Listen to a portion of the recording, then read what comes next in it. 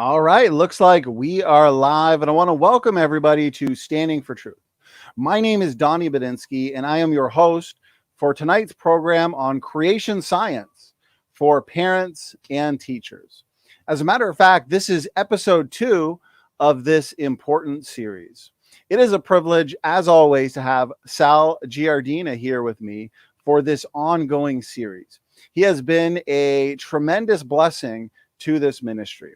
I highly recommend everybody check out his previous shows with us, which you can find in the description box of this video and also in the guest section of the official website, standingfortruthministries.com. That's where you'll find a link to all of Sal's previous programs with us, including part 1 of this ongoing series. Now, this is part 2, and it'll focus on geology and the Genesis flood. And so I'm excited, as always, for Sal's presentation. Sal, your presentations are always comprehensive and just packed with thought-provoking information. And so before I do hand it over to you, though, my brother, I do want to give you a formal introduction for anybody who might be unfamiliar with who you are as a speaker. And so we'll get your first slide up here, Sal, as I go through your introduction here. And I think, okay, there we go. Sal has educational and professional background in engineering and applied earth sciences. He has a BS in mechanical engineering and an MS in geology. He is a former registered professional geologist from the state of Arizona, the founder and president of New Creation Ministries, Incorporated, the author of Switched On Schoolhouse, online interactive 4th through 12th grade science curriculum. He's also the author of In the Beginning, God or Dirt. Sal has 8 professional publications in engineering geology, and he is the author/co-author of more than 20 technical reports for industry, private firms, and U.S. Nuclear Regulatory Agency. He is also a professional pilot and a scientist astronaut candidate. He was selected by NASA for 5 days of interviews at LBJ Space Center out of 8,500 initial candidates. So in other words, Sal, you are more than qualified to speak on these topics. Sal, how are you doing today, brother? I'm doing great. It's great to be here and address your audience, Donnie. And I want to thank you for the effort you make to bring these programs to people. It's my pleasure. I'm just here to serve, and praise the Lord for guests like yourself, Sal, that have studied this topic, these important topics of origins diligently. And so again, to anybody just joining us, this is part 2 of this ongoing creation science series for parents and teachers. And with that, Sal, I am going to hand it to you for your presentation, and the floor is yours. Okay, thank you.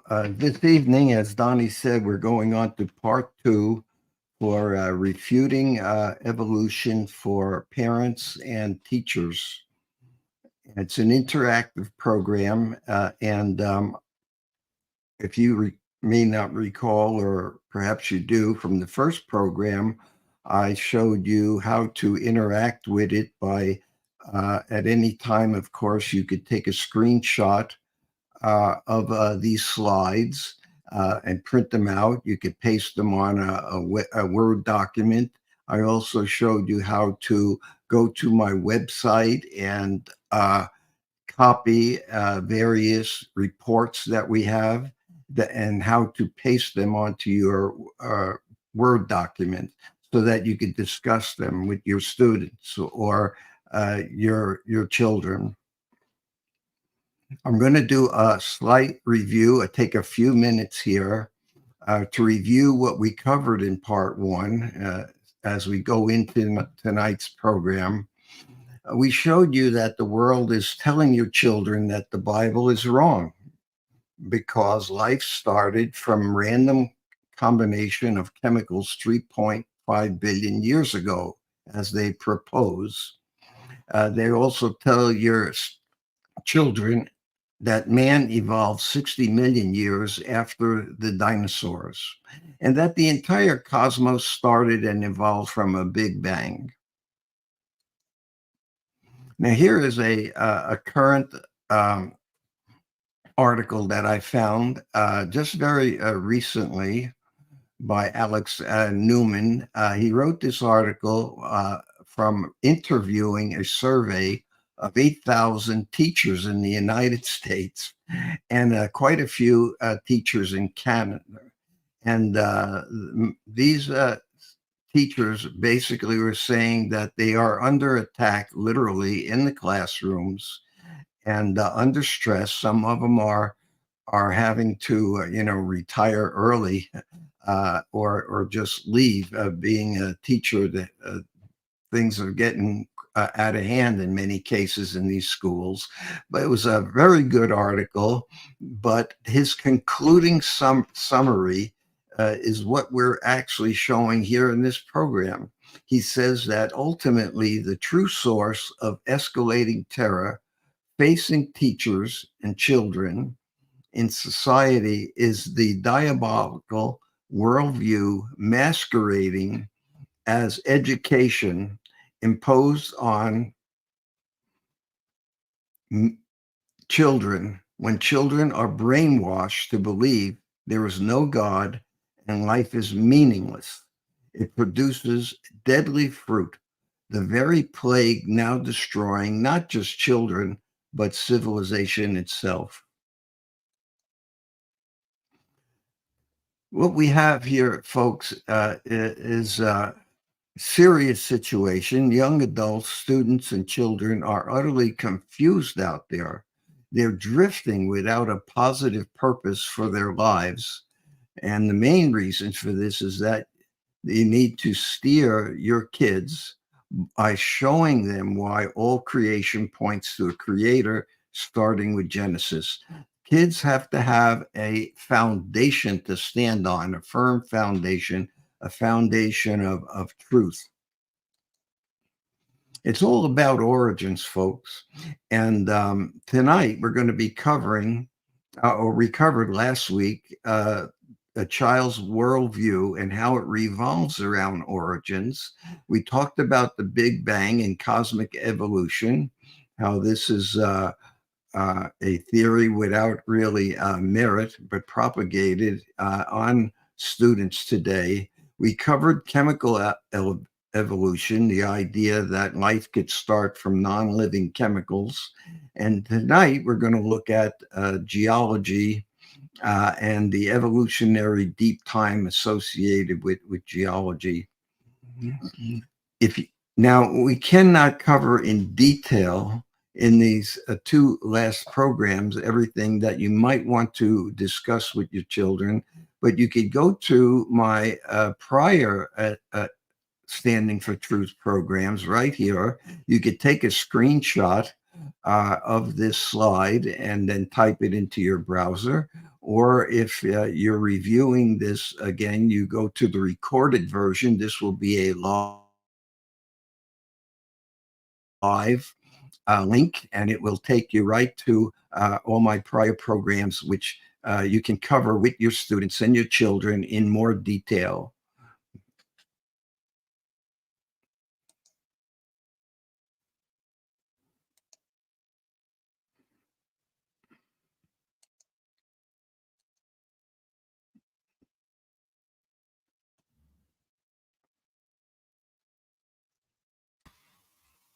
And Sal, if I could, I did want to let the audience know as you get to the next slide, we are going to be having, as usual with these programs, but for anybody that's new to them, we will be having an audience Q&A with Sal after his presentation. So please, if you do have an on-topic question, do your best to tag me. I do see questions coming in already. And so I appreciate how engaged our audience is. And with that, Sal, back to you, brother. Okay. I'm having a little trouble with my cursor, finding where my cursor is on the slide. Oh, no problem. I do see it, but your slide is black, so it might be hard to find there. I do see it though. If I see you moving your cursor at the top there. Yeah. Isn't that odd? I can't see my cursor. Can you see it at the top there where the X button is? I see it hovering over the X button and the... Okay, let me try this again.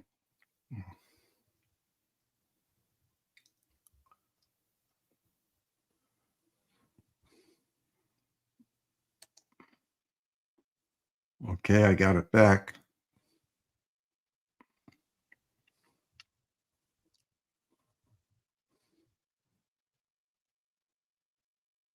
You can see it there at the bottom. Yeah. Okay. Looks good, Sal. Okay. Go ahead. We're going to look at geology and deep time tonight, folks. This is a formal chronologic chart of time. And when we refer to deep time, we're talking about the idea that your students are told that the Earth is 4.5 billion years old. And this would be like a professional chronologic chart. And of the geologic column, which would look like this in illustration. We have all these various periods and eras. We have the Paleozoic era, the Mesozoic era, etc., the Cenozoic era, and they are divided into periods such as the Cambrian period, the Ordovician period, etc. And below these are the sediments that are laid down on the earth by water and contain nearly all the fossils that we find on the earth. Below the Cambrian period is called the Precambrian rock or basement rock, and that is mostly igneous and metamorphic rocks, which have been subject to heat and pressure, and therefore there's basically no fossils at all below these Cambrian sedimentary rocks. Now, just before we go into geology, I want to take just about a few minutes to explain to you that what you're going to see tonight is a series of data sets that point to the and refute the idea that the Earth is 4.5 billion years old. But no one of these data sets on itself is an absolute truth. In fact, creation scientists they very rarely mention that we have proof of something. What we have is absolute proof is almost impossible to find in historical geology. But what you can do is we can give you the evidence for you to judge for yourself, just like in a court. The court likes to see direct evidence, such as a smoking gun or sometimes DNA or an eyewitness. But usually you don't always have direct evidence. But most decisions in a court where people have to decide for themselves on an outcome is presented by circumstantial evidence. And any conclusion may be possible, no matter how improbable, when you review the evidence, but a conclusion may be considered inevitable based on reasonable evidence. The judicial standard in a court is reasonable evidence, not something that is remotely possible, as some evolutionists attempt to convince you of. You see, it's quite simple. J. Warner Wallace was a CSI agent, a crime scene investigator who solved many, many cold cases, even 10, 20 years after a crime was committed. And he shows us at an audience that I attended with him at Arizona State University that actually circumstantial evidence, when you have enough of it, is incredible, because the accumulated evidence points to a conclusion which unites all the evidence and therefore leads to a conviction beyond a reasonable doubt. Circumstantial evidence is very, very powerful. No 1, 2, or 3 pieces of evidence that I show you tonight can perhaps convince you conclusively of the fact that we believe that the idea of deep time is an illusion. But when you look at all the evidence together, it comes to a point where there could be no other alternative. When you send a letter to someone in another country or across the country, and you put 7 items on that envelope to identify the person's name, address, house number, street, city, state, these items then eliminate 8 billion people on the earth, and your letter goes directly to that person. Because when you have get to circumstantial evidence within like 7 or 8 or 9 or more, it basically eliminates any alternative conclusion. So scripture contends that the earth is about 6,000 years old. Now, that may sound very odd to some people because they've been indoctrinated with the idea that the earth is dated in terms of billions of years. But actually, we call it a young earth, but actually 6,000 years isn't really young. It is a long time for man having been created and existing on the earth. And so what tonight is, we're going to give you a number of data sets. Each one in itself cannot be considered a conclusive proof. But when you start adding the data sets together, just like in a court of law, folks, the cumulative physical evidence is pointing to a conclusion which unites all the evidence and therefore leads to a conclusion beyond the reasonable doubt. And so it's up to you. You are the judge and the jury. You are created with a mind and that can, for yourself, make decisions and come to a conclusion based on the evidence. Now, I'm going to show you more reasons to rethink evolution's deep time tonight from the geology standpoint. We're going to look at measured worldwide erosion rates and why they negate and preclude deep time. We'll look at worldwide sand pipes that point to rapid deposition of the sedimentary layers throughout the world.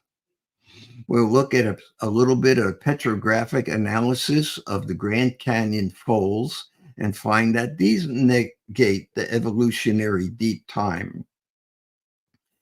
We'll look at imaginary time between rock layers. And believe me, that this time that you're told of millions of years between various rock layers is strictly imaginary. We'll show you why that is. And we'll look at the global extent of sedimentary formations around the earth. They require a global explanation. And if we have time, we'll look into radioisotope methods which contradict each other and therefore cannot be relied upon, as you students are told over and over again, that these are absolute dates determined by radioisotope methods. But we'll show you why that these, again, are not really what they are propped up to be. And we'll look at the original biologic tissue throughout the fossil record if we have time. Now, what you have not been told is that there has been worldwide measurements of erosion, and these negate the evolutionary deep time. We're talking about, folks, empirical data. This is not theory. It's not arm waving, as you see from many evolutionary theories. It's not a conjecture. This is empirical measurements taken around the earth. It's been for more than 50 years to show that the continents are being eroded quite rapidly, in contrast with the idea that they've been around for hundreds of millions of years. We'll take a look at the erosion of the continents, erosion of the coastlines, and erosion of landforms. Now, the students, here is your next science report. Biologic evolution crumbles when the indoctrination of the Earth's deep time is falsified. So here is a report you could go to on my one of the ones that we previously did at Standing for Truth. You could see this is a live link if you're watching this program live, or if you go back to it and look at the recorded version, or you could take a screenshot and then type this into your browser, and this would make a great science report and discussion for you and your students and your children. The entire Phanerozoic geologic column is believed to represent 540 million years of Earth history.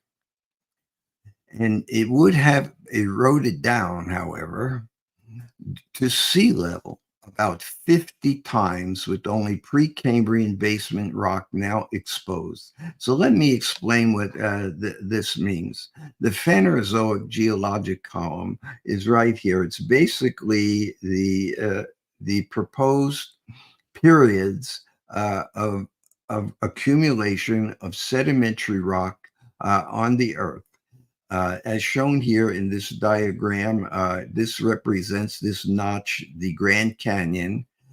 This is your basement igneous and metamorphic rock, which is basically not fossiliferous. There are exceptions to that. We'll talk about that later. But above the basement rock are these sedimentary layers, like you see in the Grand Canyon. They cover about 70% of all the continents of the Earth. They average about 6,000 feet in thickness. In some places, they are much thicker, even as much as 10,000 feet, but average around the Earth about 5,000 or 6,000 feet in thickness. And these sedimentary rocks are the fossil-bearing strata of the Earth. They start in the Cambrian period above the Precambrian basement rocks, and are shown in a diagram like this up here, and they basically contain your fossils, and they are called the Phanerozoic geologic rocks in this area, which include the Paleozoic era, Mesozoic era, and the Cenozoic era. And they are, in theory, the lowest one has been dated at 540 million years old. Now, the problem is this: if you take the average elevation of the continents above sea level here around the Earth, the average elevation is about 830 meters high of land. That's about 2,500 feet. And the land area above sea level is about 148 million cubic kilometers.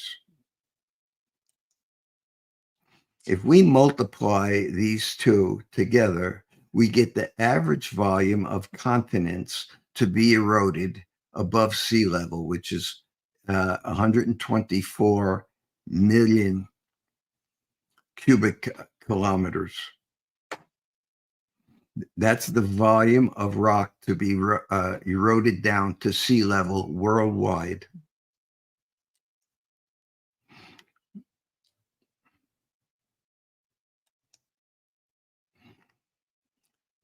Now, what we showed you in the slide back is that if we go back, that if in fact these rocks have been accumulating over 500 million years, at the measured rates of erosion, this is empirical measurements that have been taken worldwide, and we go into detail how this is measured in one of my former standing for truth programs.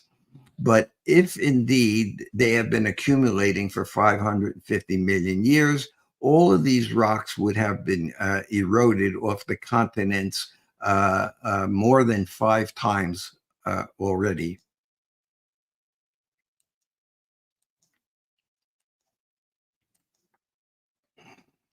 Now, there's a common rebuttal to my Facebook post when I post this. It's been suggested that mountains still exist because they are constantly being renewed by uplift from below. So they say, well, Mr. Giardina, the continents couldn't have been eroded, would not have been eroded down to sea level because the mountains are being raised at various places on the earth at all the time. Well, this is true. There are some areas around the earth where the continents are being raised very slowly. And some areas where the continents are actually lowering a bit.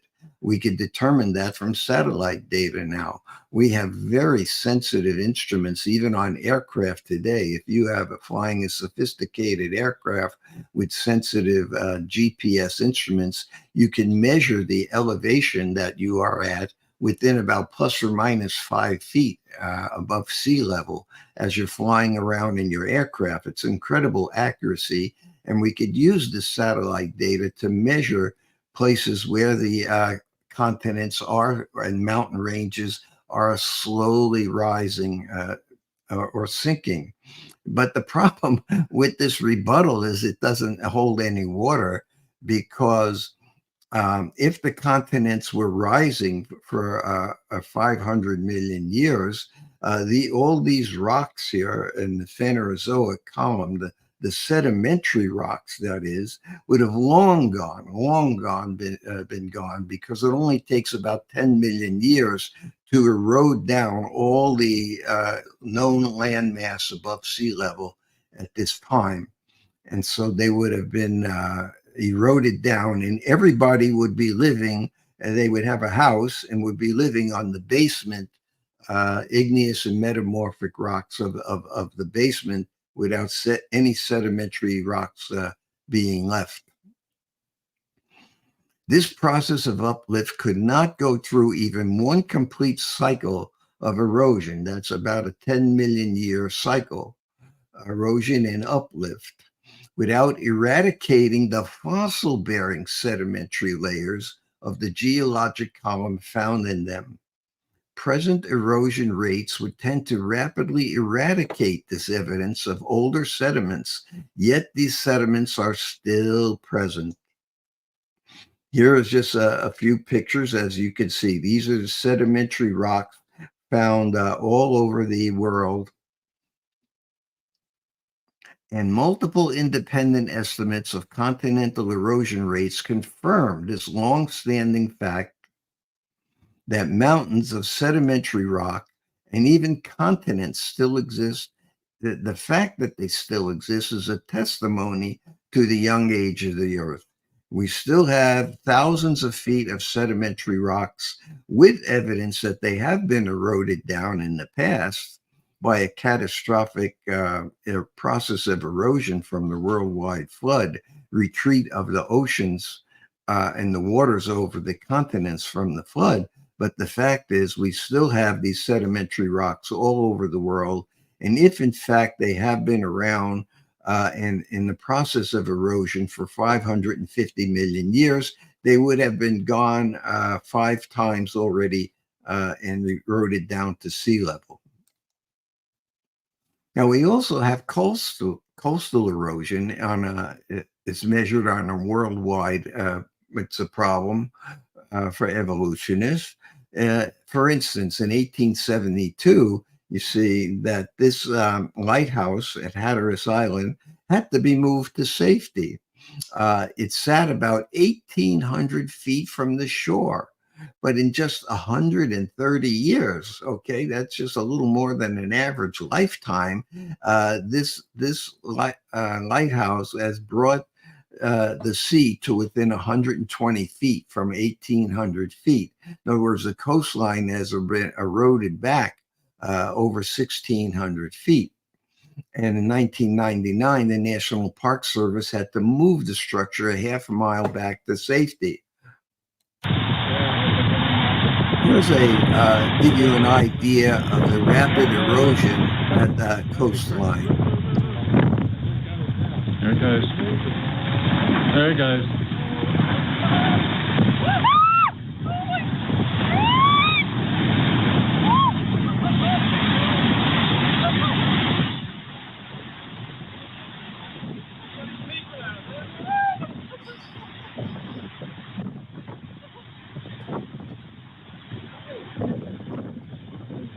What you're seeing here is just the fact that our coastlines are being eroded back. And in one lifetime, coastal erosion seems slow to an observer. But in relationship to this proposed age of the Earth, it quickly tells a young age story. Because if the Earth were nearly anywhere near hundreds of millions of years old, these coasts would have been eroded back many, many times to where you basically wouldn't have any continent at all. We also have arches in the Southwest at various places in the United States and other countries also to show how quickly these arches, these rocks have been eroded. As an example, in September of 1991, a 73-foot slab fell out from underneath the thinnest section of the span. In June 5th, another 47-foot mass of rock fell from the arch. A few weeks later, another 30-foot rock fall.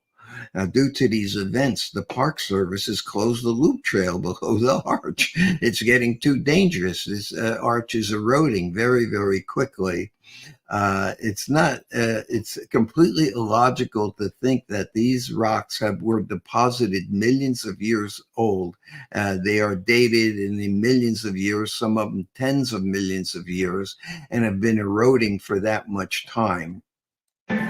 Gravity and the elements are forever working to bring it crashing down. This fragile beauty, called landscape arch, is one of the oldest. It's longer than a football field and in places only 11 feet thick. In 1991, Sharon and a tour group watched one of the most dramatic events in landscape's 5 million year history, a 73-foot long slab tearing loose. Amazing, this is caught on camera. A visitor with a video camera happened to be shooting at the time. All of a sudden we heard this crack. It was just like lightning hit a tree right next to us. And knowing that lightning wasn't anywhere in the vicinity, we turned around and under the arch was just a huge cloud of dust coming up. If you want to see this incredible formation, you might want to hurry. We don't know how long it's going to be there. It could go tomorrow, or it could go in 100 years. We just don't know. That's kind of the magical thing of it. Did you hear what the narrator said? If you want to see arches, national parks arches, you'd better hurry. Since 1970, at least 43 of these arches have collapsed. This just corresponds to the massive erosion rates which we measure all over the world today. And these structures are being eroded relatively fast, even when you measure it in terms of a person's lifetime. So there's no way that they could have been around eroding for millions of years, or they would already all be collapsed. Another evidence, you might want to call it circumstantial evidence, a data set, which I'll show you quickly, are sandpipes, and deep time simply do not mix. Seismic injectites, known as sandpipes, indicate that that they penetrate through hundreds of feet of sedimentary layers when they were soft and wet. We have erosional remnants left of these sand pipes where the surrounding hard rocks was eroded away during the worldwide flood, leaving some of these hard cemented coarse sand, sometimes conglomerate layers known as sandpipes, sticking up out of the ground. We have worldwide physical evidence that says that, deep time just doesn't measure up to this. You see, sandpipes and dikes is a more tabular unit, occur when wet, deeply buried sandstone, which is saturated with water, and particularly during an earthquake, when the ground is shaken, it forces this sand and rock fragments up through the surrounding layers. In many cases, as I'll show you, it could be hundreds and hundreds of feet of overburden that is above it. And the evidence indicates that these sandpipes and dikes were formed when the overburden, the overlying layers were soft and had not yet dried out and been cemented into various hard rock layers. A plethora of geologic evidence justifies support for the biblical record of a worldwide flood. Let me give you an example here. This section, you are told, required 10 million years to accumulate. Here is a section in Utah, illustrated here, of various rock layers. And the geologic cross-section of this area specifically is shown to be about 835 feet thick. Okay, and this is the name of these specific formations. But intense shaking from earthquakes produce seismic injectites of saturated sand to penetrate hundreds of feet through this section. Okay, this is not just typical of Utah, but is these type of injectites and sandpipes are found worldwide. And what they indicate is that all these overlying layers had to be soft when they were penetrated by these sandpipes and injections of sand up through these. As a younger geologist in New England, I've seen some of these myself. I was up there and observed these sandpipes penetrating through many layers of rock.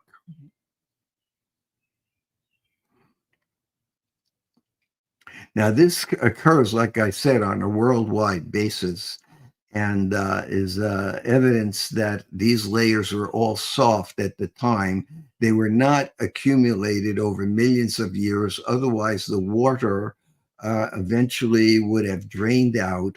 The minerals precipitate, and these layers would have been hard rock and not allowed these sandpipes to penetrate through hundreds and hundreds of feet of sedimentary rock. Here's two sandpipes formed a soft sediment slump structure in the Windsor member of the Carmel Formation. That's in the area from the last slide. I show you here, this is one sandpipe, and here's another. They're right next to each other. And this sand was intruded up through this section of sediment from a lower sand layer. And what it shows you very conclusively is that as this sand goes up, the layer down here from which it came is attenuated, and it causes the overlying material to slump down further. So these were once horizontal sedimentary units, but due to the injection of the sand from below, you could follow these units very carefully and see that they were slumped down. This occurred when all these rocks then were in a soft condition before they were hardened into the hard rock that they are today. So this is a direct evidence that these injectites were injected down through soft sediments. And there are sections, as I showed you, that are many, many hundreds of feet to show that these rock layers were all soft at one particular time. They did not accumulate over millions of years and harden into rock over a period of millions of years. They were all laid down together and were still soft at the time. There is additional evidence supporting rapid deposition of the Grand Canyon strata and strata elsewhere. We have here on the Kaibab Plateau, which is an area to the north and west of a large portion of the Grand Canyon, we have here what we call a monocline. This is where the rock layers are bent down and form a monocline, meaning they are bent in one direction. And they are the section here I believe is more than 1,000 feet lower than at the top. Now, the question is, what has happened to these sediments? This is a diagram of these rock layers from the Grand Canyon area. And we see that monocline in places must have been over some faults in the basement rock, which moved and fractured and caused these sediments to be folded in various areas. They're located, I'm going to show you pictures from two locations in the Grand Canyon. This represents the Colorado River going through the Grand Canyon.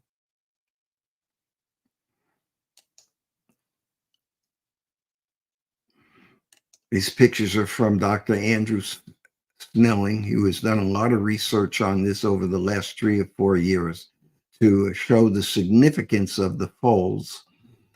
This is the lowermost Cambrian rock in the Grand Canyon. And if you follow along here, you could, this is a person, I don't know if you could see this. This is a person standing here for scale. And you could see that these rock layers have been folded and then bent up at right angles. That's 90 degrees. Now, if these rocks were hardened when this fracturing occurs, they would have just completely crumbled. Completely crumbled. Suppose you're walking on the sidewalk, right? You have a cement slab. Do you think that you could bend that cement slab at 90 degrees? Of course not. If it were a cement slab, it's not much different than a hard rock sandstone unit in the Grand Canyon, such as the Tepete sandstone, right? It's currently cemented and hard, but obviously when this folding occurred, this unit was soft at the time and was allowed the units to flow like this. This is called soft sediment deformities. There was another picture. There was a person here, and we got about an 80-degree bend in the rocks here at a higher level in the Grand Canyon. Here's another place, the Whitmore fold. If you follow these rocks, these have been contorted and bent out of shape when they were soft. This is soft sediment deformation. Now, if we go back in the literature, as Dr. Andrew Snelling has in his reports, people have been reporting on these rocks. I mean, since the 1940s, there's scores of reports on the rocks of the Grand Canyon, and it was contended that these rocks were, when this deformation occurred, this bending and folding occurred, it occurred like millions of years after they were laid down. Does this make sense? Here's the problem. These folded layers were supposedly deposited about 500 million years ago. Then greater than 10,000 feet of other sediment layers were deposited on top of them over the next supposed 450 million years. Then all these layers, this is what you're told, according to evolutionary indoctrination, and all these layers were uplifted to form the Kaibab Plateau at about 50 to 60 million years ago. That means they were sitting there, the lower layers, for 450 million years. If that were so, all these layers would be hardened to solid rock. So when bent, the fold should have completely shattered. We should not see soft sediment deformation. They would be shattered if they were sitting around for 450 million years before the folding occurred. But we know that these rocks were folded from the physical evidence of looking at them in the field, as well as microscopic, petrographic examination of the rocks, that they were soft when they were bent, indicating that all these layers were laid down quickly. They were folded when they were soft together as a unit, and then there was no time for them to harden into hard rocks. Now, the evolutionary rescue response to this evidence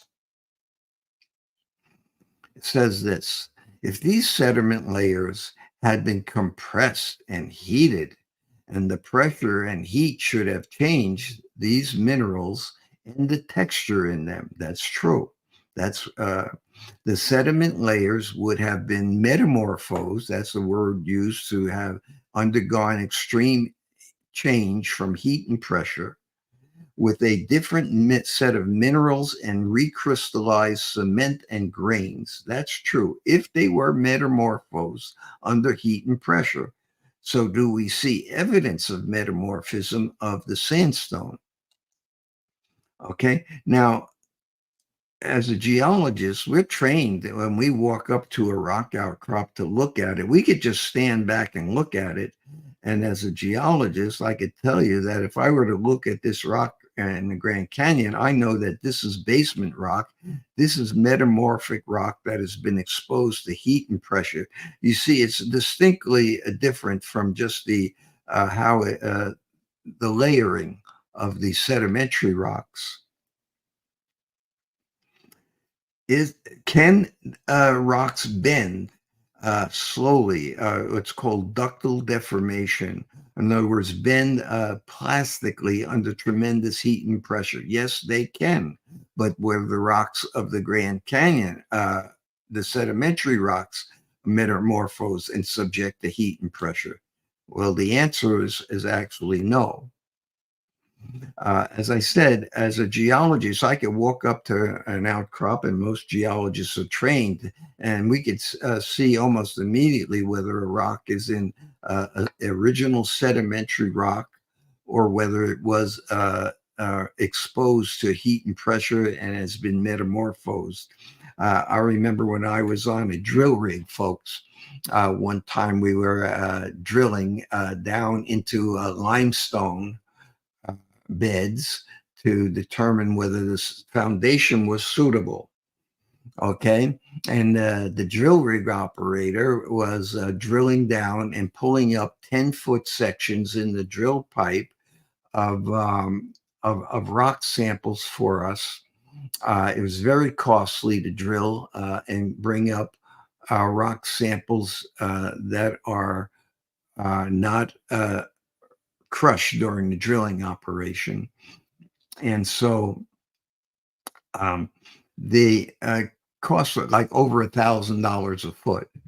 And he laid out a section of the rock sample, a 10-foot section, because they drilled 10 feet at a time, laid it out on his rig, and I looked at it, and I knew immediately I was looking at metamorphic rock. I was not looking at the limestone below that area. See, we could tell by just looking at it, a trained geologist. And I knew that a fraud was being perpetrated on us. He was trying to sell us thousands of dollars of drilled rock, which I know did not even come from that area, because I could recognize a metamorphic rock section from a limestone immediately. Well, so too, Dr. Snelling has looked at these rocks under a petrographic microscope. These are microscopes which, as a geologist, we've learned to use to identify rocks.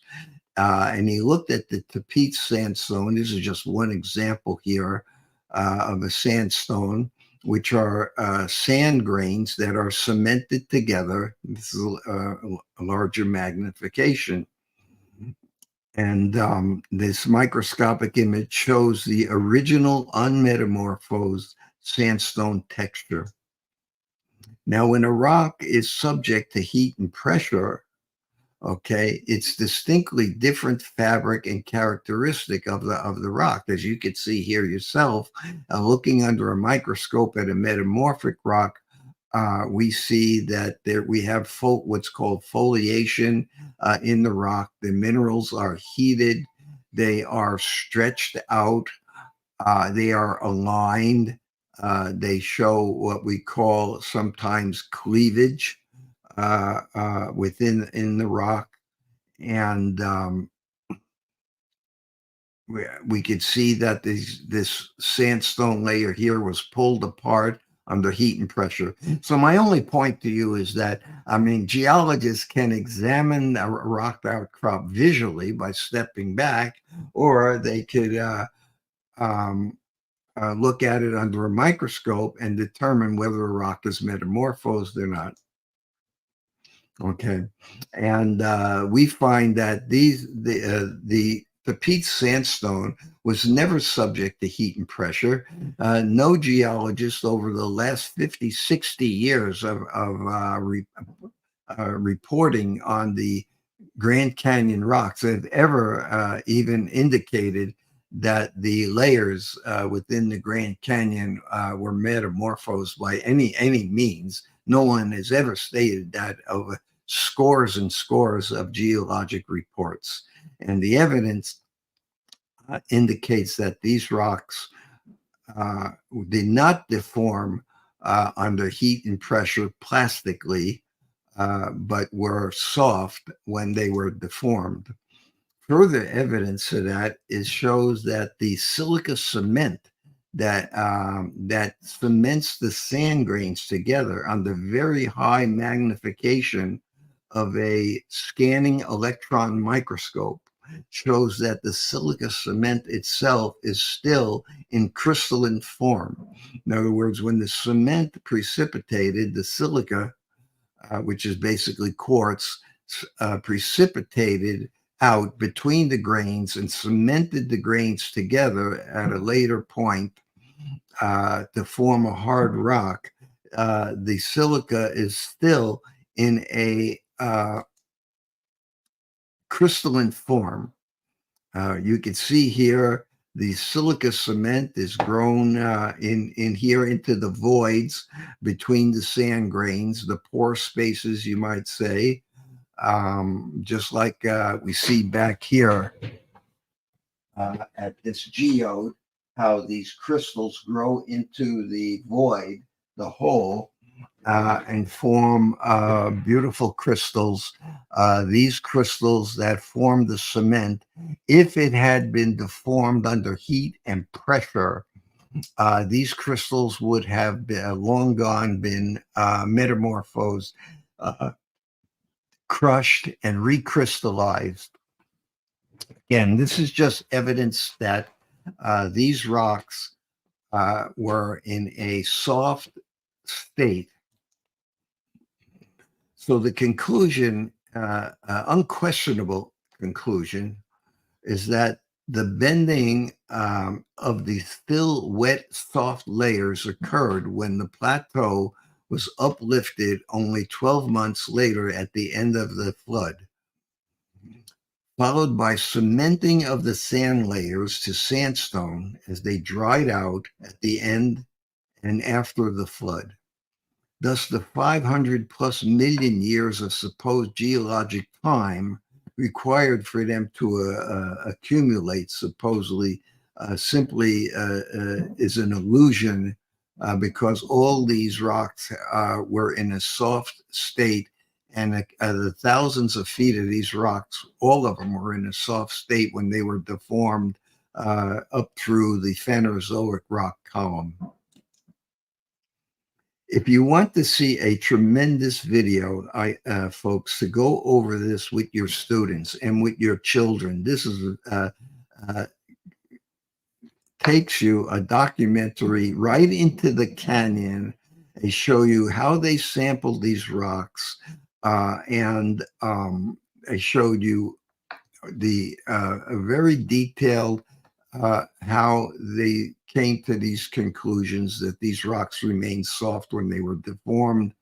It is a very interesting video. I think you and your students and your children will find it very informative, and all the work that has been done to show that these millions of years of Earth history this just simply didn't occur in the accumulation of the rocks at Grand Canyon.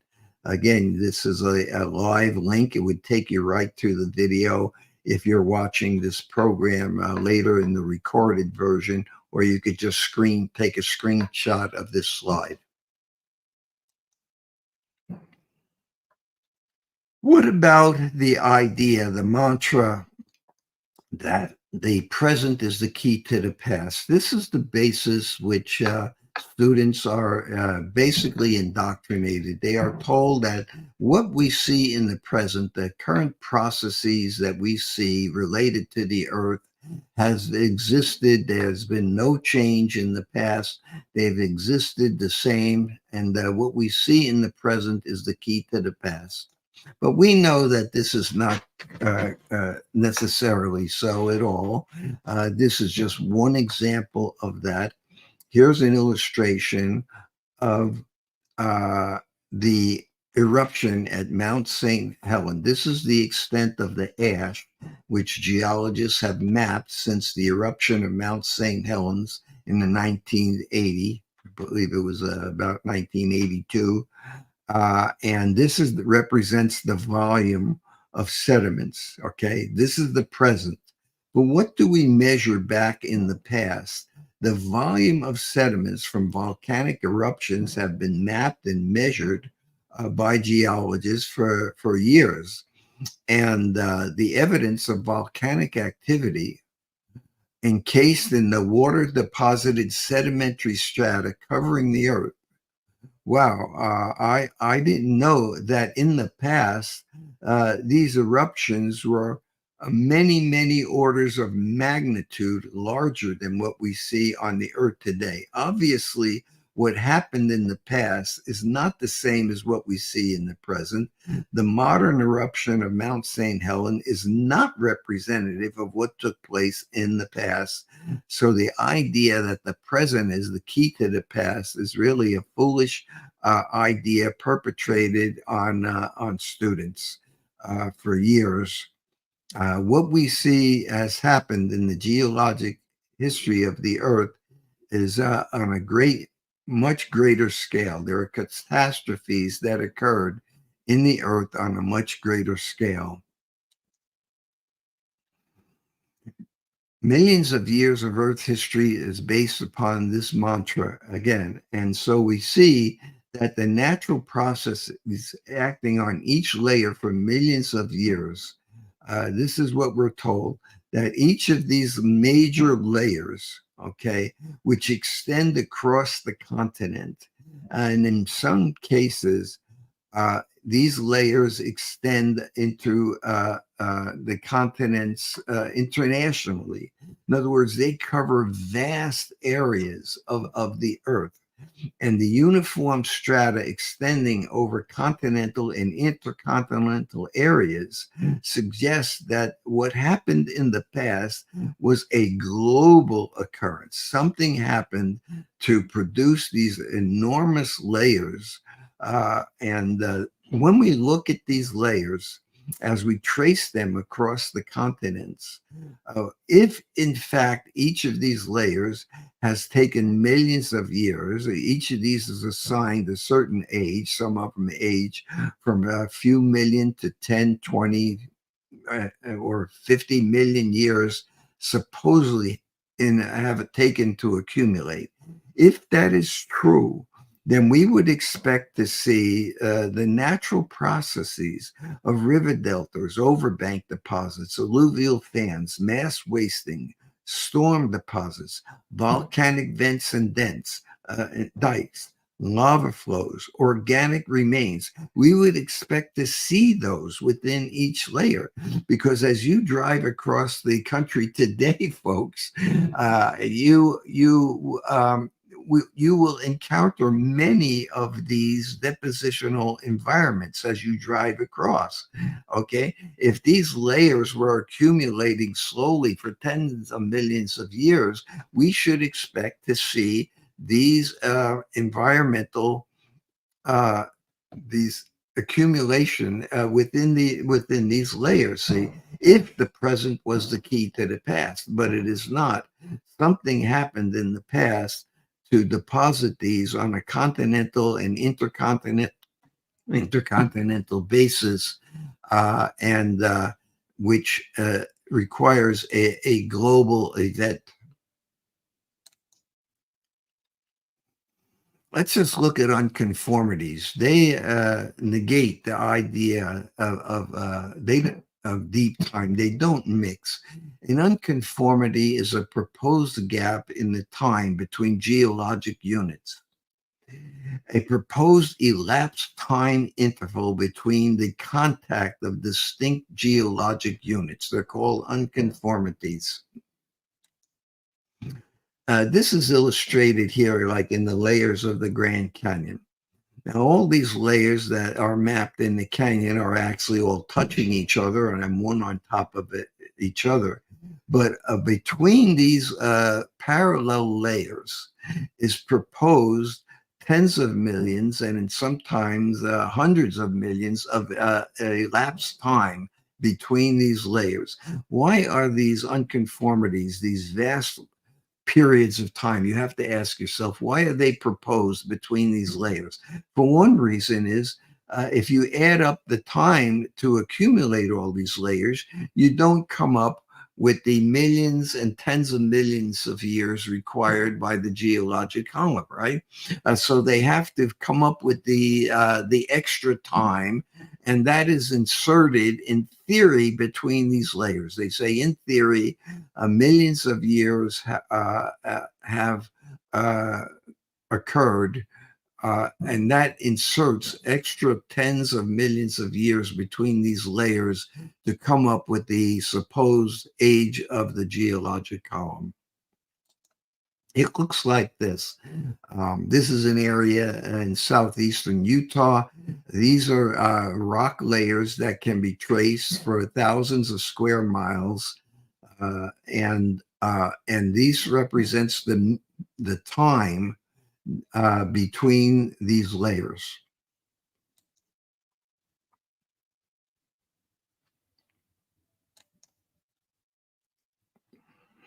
Evolutionary reasoning requires these gaps because the assumed biostratigraphic ages of the strata. Why do they assume that there is, like in this case, like about 20 or 30 million years between these two layers have passed? Because they assume that the age of this layer is based on the fossil content and the fossil content of this layer, and these fossils have evolved, let's say, 40 million years later than this fossil. In other words, it's assumed biostratigraphic ages of the strata based on the fossils. It's simply, again, an assumption. There is no evidence. It assumes that these fossils have evolved over time, but these fossils actually are resting on each other without gaps. They are resting on each other without gaps. Here we see the Tapete sandstone resting on the basement igneous and metamorphic rocks, okay? You could see yourself, you don't have to be a geologist, that there's a distinct difference between sedimentary rocks that are layered and metamorphic rocks that have been subject to heat and pressure.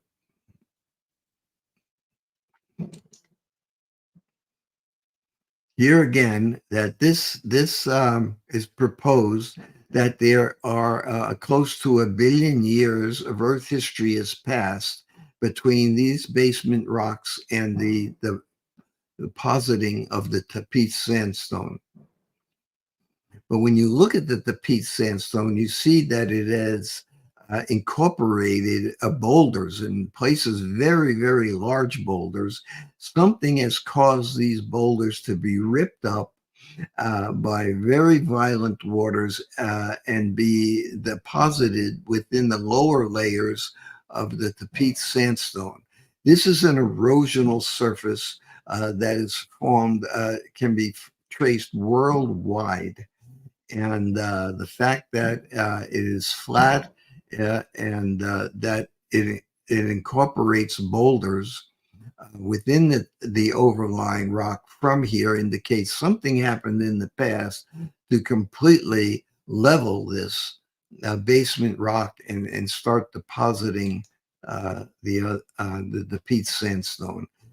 Here again is the equivalent. This is called the Potsdam sandstone. This picture is taken like across the country in the New York area, I believe, between the basement rock, the metamorphic rock of the basement, and the overlying Tapete sandstone. And you are told that there are a huge gap in time. Here I am in Payson, Arizona, looking right here at the unconformity. That is, if you put your hand across these two layers, you are told this represents a span of 1 billion years of Earth history between these two layers.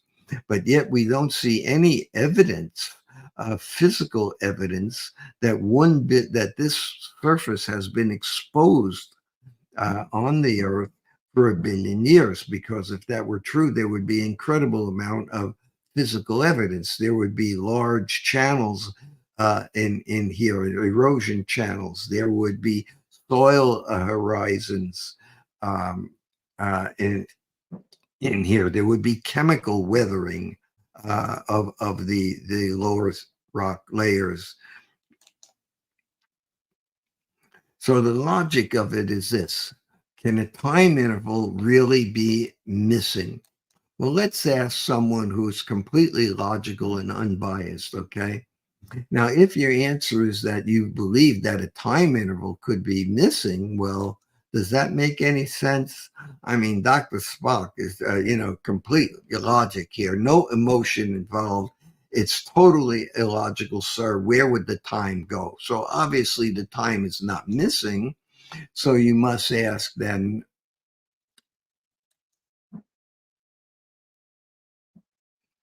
no, it cannot be missing. But if nothing happened for millions of years between the rock layers, right? The proposed millions of years, this is called an unconformity between various rock layers. So if you by logic, you can't have the time missing, but nothing happened for millions of years as these rocks were deposited. It's completely improbable, because we would see evidence of the layers that having been eroded, and showing evidence that they were subject to the environment for these huge amounts of time.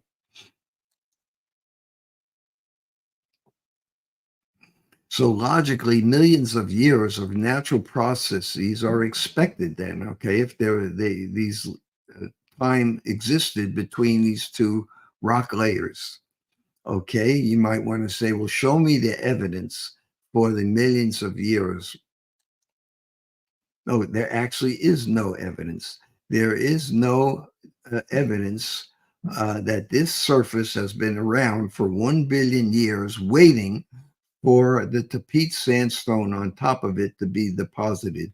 There is no practical physical evidence at all, and therefore this idea of 1 billion years inserted in here is simply an illusion. Now I'm going to show you something, a picture here that you can yourself decide. You're looking at what's called a logical fallacy, a gross error in reasoning. As you look at this picture tonight, you are told, if this was presented in a court of law, you are told that between these parallel layers of rock, these are specific rock layers that are identified in the Grand Canyon. You are told that there is between these two layers, there's 10 million years of Earth history has passed. And between these two specific layers, there is 20 million years of time have it passed between the deposition of this layer and that layer. Now, as you look at this photo, can you see the logical fallacy in that?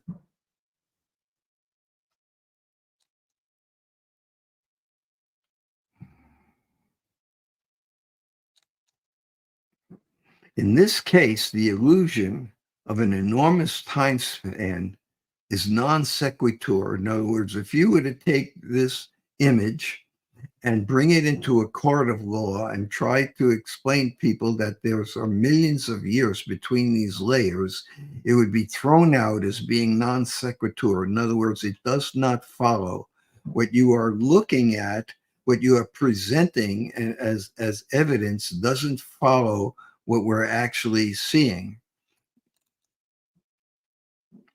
You see, the premise of deep time between the flat layers does not follow from the reality of the enormous deep erosion of the entire canyon down to the Colorado River.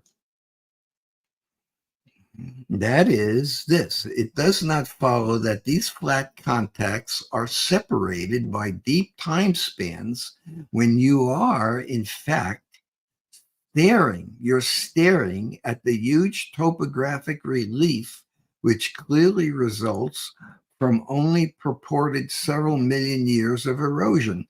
Let me explain this here. You are looking at from the top of the Grand Canyon down almost near the basement rock. You're looking at about 5,000 feet of relief. That is erosional elevation and relief. You are told by evolutionary geologists that this Colorado River has carved this relief into the rocks of the Grand Canyon over a period of about 4 million years, okay? 4 million years, plus or minus, depends on who you're talking to. But you're looking at 5,000 feet of erosional relief claimed to have occurred with just 4 million years of erosion, yet these rocks are perfectly parallel and in contact with each other, and you're told that 20 million and 10 million years between these rocks have occurred. It's completely illogical. You are being exposed to what's called a logical fallacy. You can see with your own eyes it makes no sense whatsoever. But the defendant claims that the proof lies in the assumed biostratigraphic age of the enclosing fossils. Again, they're going back to the fossil record. And this is merely begging the question, another logical fallacy called begging the question. That's trying to prove something through which you already assume to be true. Thus, we are only left with another illusion. If you go into court and you try to prove something, and the evidence you are providing of itself is an assumption, this is called begging the question. It's a logical fallacy, and it would not be accepted in court.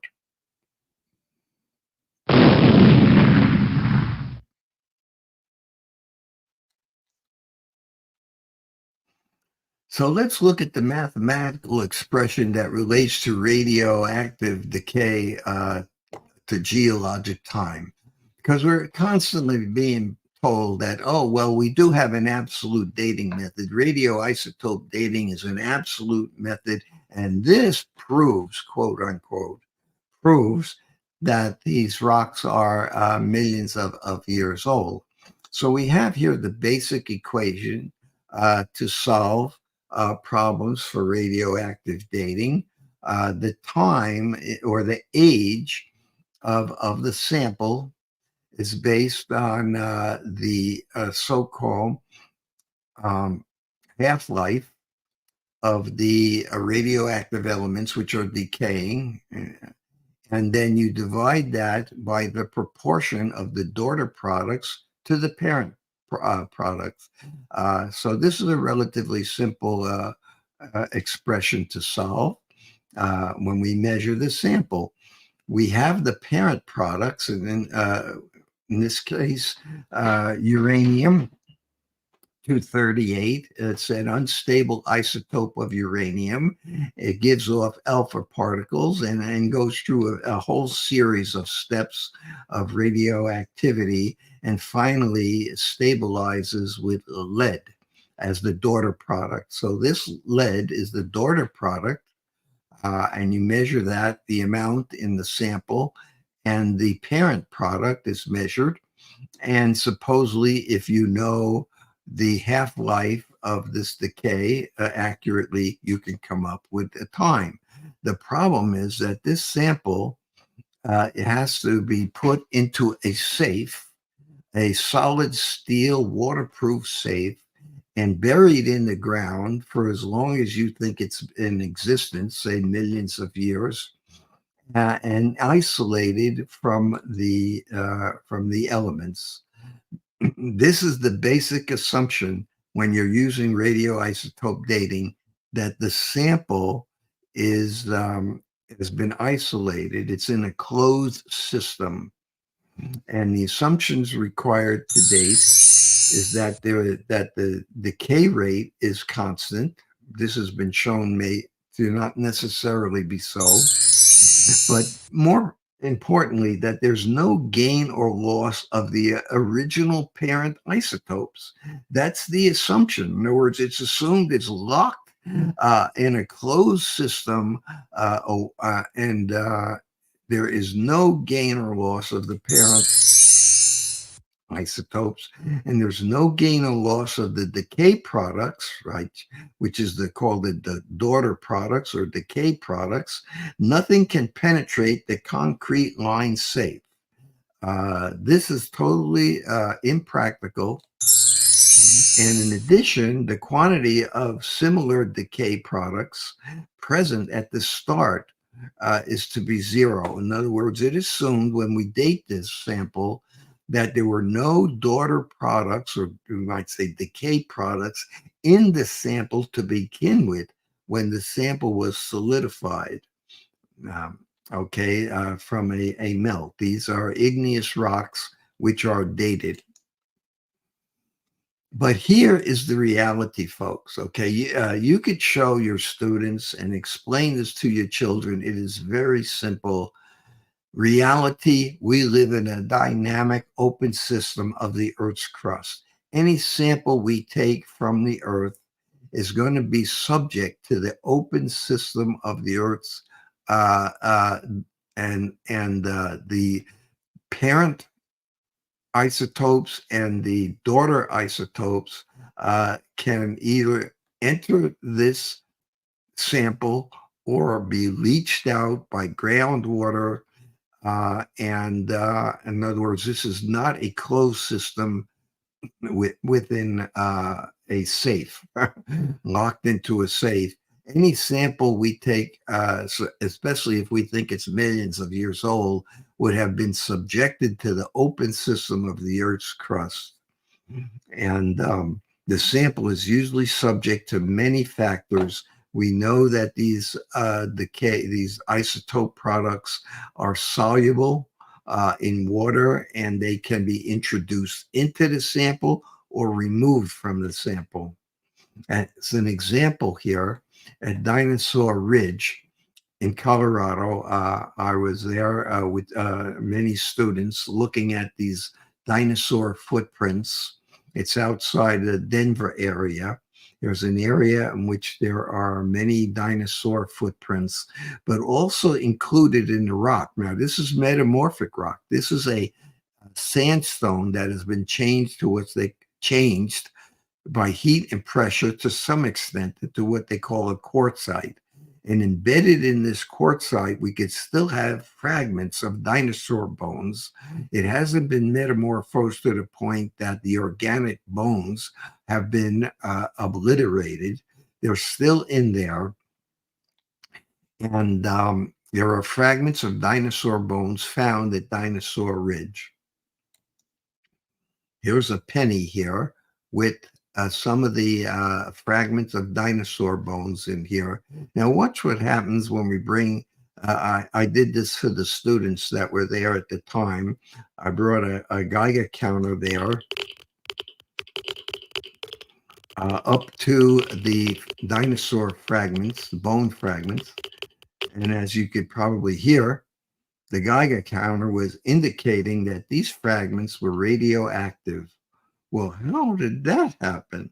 Well, this just demonstrates that this rock sample is an open system. The uranium isotopes have migrated through the rock at some point and precipitated in the organic matter of the bones. So it's just an example that all samples are open systems, and radioisotopes can migrate into a sample, or they could be leached out of the sample. This is known by geologists for scores and scores of years.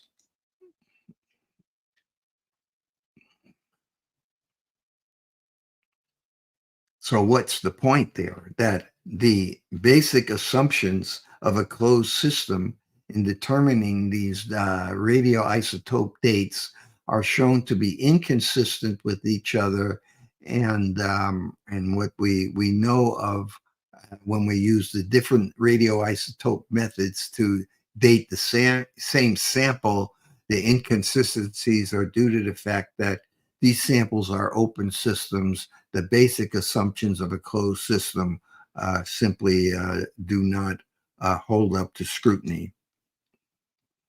So the more reasons to rethink evolution's deep time is the biblical record. This will conclude with this. The biblical record is incompatible with millions of years of Earth history.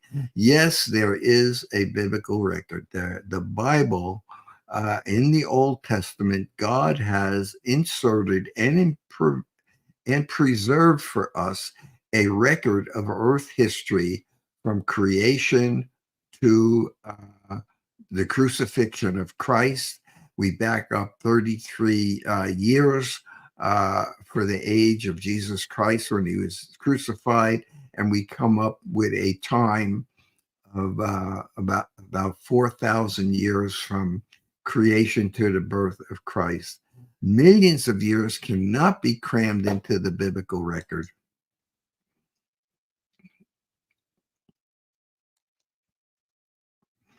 Creation to Christ is about 4,000 years. And the evidence which we are showing today all point to and support the idea that deep time is simply an illusion. The chronology of the Old Testament has been worked out by more than 50 scholars over periods of several hundred years. And it's been examined in what's called the Masoretic text. This is the text that was been preserved for us by the Jewish nation down through the centuries. And this is a record of the dates that they have come up with. Creation to the birth of Christ. If you average all of these 50 scholars, they average 4,042 years from creation to Christ. Here's three of them. Three of these scholars have come up with exactly 4,000 years to the birth of Christ. This one is Floyd Nolan Jones. Dr. Jones has a book, which I'll show you in a moment. If you're interested in the chronology of the Old Testament, I highly recommend this book. It's an easy read, but it is a masterpiece. This man has worked on this for about 20 years and shows you how the Old Testament can be laid out from creation to Christ over a period of 4,000 years. And we, of course, now from our calendar, we know we're 2,000 years down the line. So the Earth is approximately 6,000 years old. You can find information. It's up to you to expose your kids to the truth. Otherwise, you will default to the public school indoctrination. These are two great, easy to read reports. This is Answers Magazine. This is the Answers book. Answers that I think about 25 of the most commonly asked questions about the Bible. You can get these from my website, godordirt.com. By just clicking on these, it will take you to these if you'd like to purchase them from Answers in Genesis bookstore. And as well, I have my own book, a very easy to read book. It has 15 illustrations, 3 charts, 18 pictures, and 3 tables. For you to go over with your students, you could purchase the book at my website as an ebook that you could download, or a hard copy from Amazon.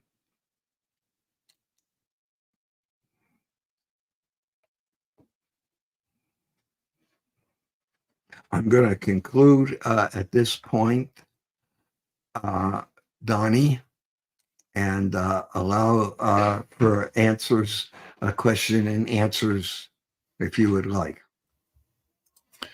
Sal, again, excellent presentation, comprehensive, as always, with your must-watch presentations. They're the kind of presentations you got to watch a few times because there's a lot of information there to absorb, to digest, and especially for the critics to consider, hopefully objectively, brother. And so I just kept thinking it really is a great time to be a biblical creationist. The evidence for the worldwide flood is overwhelming. The Bible claims to be the history book of the universe.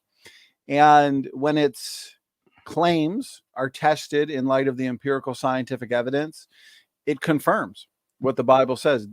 Genesis describes a worldwide flood, and the scientific evidence, as you've pointed out in your presentation, Sal, overwhelmingly confirms that. So fantastic yes, job. The evidence is shown here, the various data sets, and as I said, are explained in more detail in my prior programs with you. But the evidence is together. When you put it all together, it completely eliminates the possibility of evolutionary ideas, which are anathema to the totality of the evidence. It's like when you send a letter to someone, these 7 items that you put on the envelope eliminate 8 billion other people on the earth, and it gets to them because there can be no other person to satisfy it. And it's the same thing when you add up the circumstantial evidence of each data set. It basically zeroes in and eliminates any other possibility. Amen. It really does. These massive sedimentary layers extend over entire continents or even further, and they correlate, correct me if I'm wrong, around the globe from continent to continent. These layers correlate with each other. And so, my question to you is because, and we have some in the chat too, they look to, I believe it's a rescue device, this evidence of a worldwide flood and these worldwide sedimentary layers. They will argue that there's just been multiple local floods over time. And so, yes, the entire earth was once underwater, but not all at the same time. There's been local floods throughout time. But how does that address the sedimentary layers that extend over continents worldwide that can be correlated? Doesn't that suggest one worldwide event in the past, Sal? Yes, the only logical conclusion suggests that global coverage of these various layers require a global event. It eliminates the idea that they say that, like say, each of these layers were formed by a local flood over a long period of time. If that were true, that means the present would be the key to the past, okay? But there is nothing, there is no environment of deposition, there is no geologic process known to geologists and earth scientists today to show that that these local deposits can form uniform units, monolithic units, basically, that extend for hundreds of thousands of square miles across continents. There is no process today. The present is not the key to the past. There is no process today, local process that can be extrapolated out over the country, over the land, to form these monolithic units that cover hundreds of thousands of miles.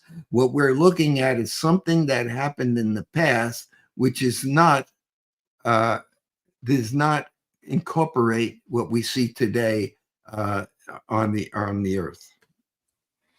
I think you nailed it there, Sal, and I love the way you put it. Global coverage over these various layers requires a global event. Hundreds of thousands of square miles across entire continents. You can't explain that away through multiple local floods over time. It's just not cutting it. No, because if you did, you would have to find these environments that I pointed out in the previous slide that would have accumulated in those rock layers over millions of years. In other words, we would find peat deposits, we would find floodplains, we would find all kinds of depositional environments that we find today and can recognize within those rock layers, but they're not. They're uniform, and so. The only conclusion is that they were accumulated rapidly in a year span for the most part.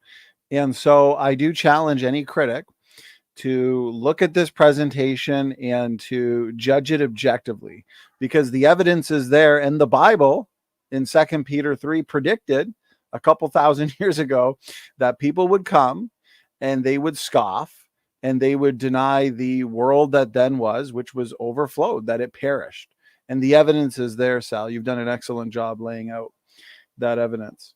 All right. We show you in previous programs, like, for instance, as one example, the Morrison Formation, which covers several hundred thousand square miles in the western United States. And it's a conglomerate, a coarse conglomerate of cobbles and unsorted rock material, sand, gravel, cobbles. Now, the only way, if the present is the key to the past, that we know that that type of deposit accumulates is in a strong river currents to round those cobbles, break them loose from the underlying rock, or round them in the fast flowing water and accumulate what's called a conglomerate. Okay.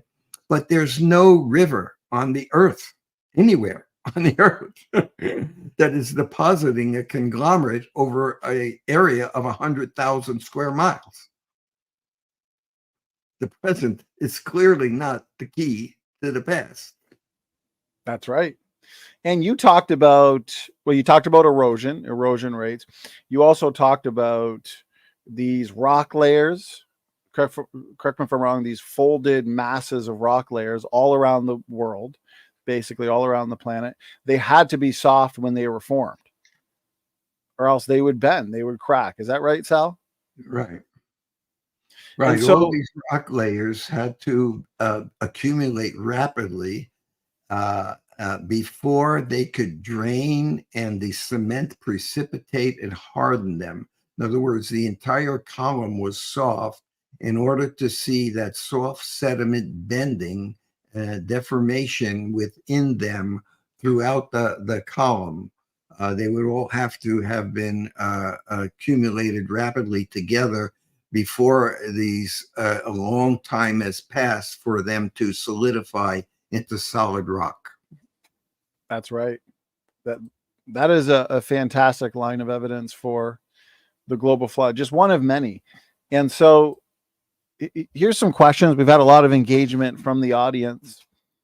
Sal, it's an excellent topic tonight, the Genesis flood. And so Traffic here says, scientists say sedimentation proves the earth is millions of years old, which you touched on. They believe uniformitarianism or actualism, the present is the key to the past, which you've dismantled these assumptions there, Sal. And so he asks, how can this be when the Bible provides the earth to be 6,000 years old? Because here he's saying that scientists say sedimentation proves the earth is millions of years old. That is a fallacy. It does not prove the earth is millions of years old, as we just showed. The rock layers that we see that extend over the entire globe of the earth had to accumulate rapidly.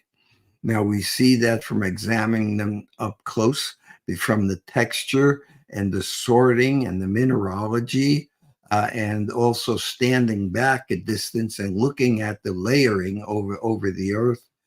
We could see that they are these huge rock layers have had to form rapidly, not over millions of years of Earth history, as we showed that they would have been gone.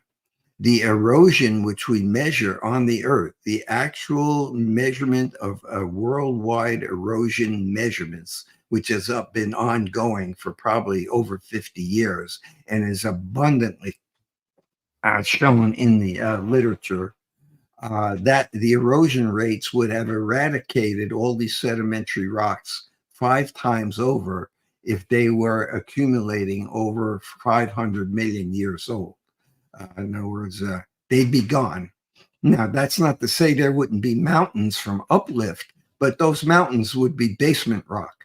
Your house would be on granite and igneous rock and metamorphic rock. There would be no sedimentary rocks left on the face of the earth anywhere if they have been accumulating for hundreds of millions of years at the measured erosion rate of the world today.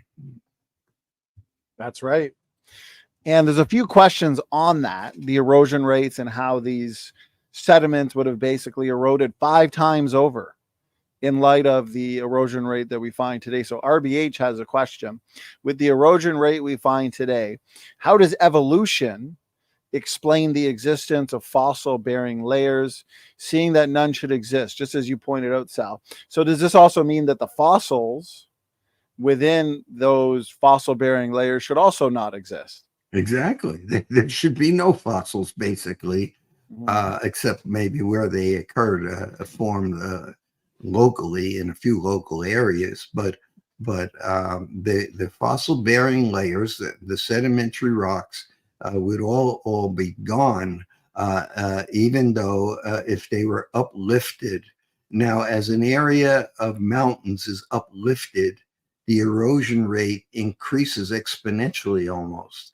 In other words, as rocks are lifted up higher, which does occur in certain areas over a long period of time, of course, but even over, if we concede that a long period of time has elapsed, deep time, in other words, as the rocks are lifted up, the potential energy and the kinetic energy of the waters flowing down the mountains. As you know, anyone who's hiked in the mountains know, as you get higher, those streams start to run pretty fast and the rocks become eroded at a much, much accelerated rate. So even if the mountains were to be lifted up over a period of millions of years, that would simply accelerate the rate of erosion, and they would disappear even quicker than what we measure today. So the most we could figure is that all the mountains above sea level could not possibly have existed for more than 10 million years. Not 500 million years. So the fossils and the sedimentary rocks would be gone. So in 4,500 years since the flood, about 6,200 years since creation, the erosion rates are not a problem for a young Earth creationist. No, but when you not want at all. 500 million years, then it's a difference. Then you got a problem. Oh, exactly. We're talking about different orders, total orders of magnitude of time. That's right. That's a great point. So here's a major one that you'll find just on the internet. If you Google what's good evidence for millions and millions of years of plate tectonics, you'll find mountain building. And so here's the question. Evolutionists argue that mountain building and plate tectonics demand an old Earth. I'm assuming based on their assumption that the present is the key to the past. They say this because they argue geologic rates require millions of years. Well, you've already dismantled that with erosion rates, brother. And so the question is this true? And to expand on that question, how would we explain mountain building from a young Earth creationist perspective, Sal? Well, the Bible tells us that during the flood and at the end, particularly, that the mountains rose and the valleys sank. And this is what we see worldwide. We see that the waters drained off the continents after these sediments were deposited catastrophically on a global basis, and the waters flowed off. Enormous volumes of water flowed off and eroded the mountains down to what we see today. And the waters flowed down into various local basins around the continents, but primarily into the ocean basins today. So the ocean basins sank, and the mountains rose, and the flowing of the water is what caused the geomorphic landscape that we see today.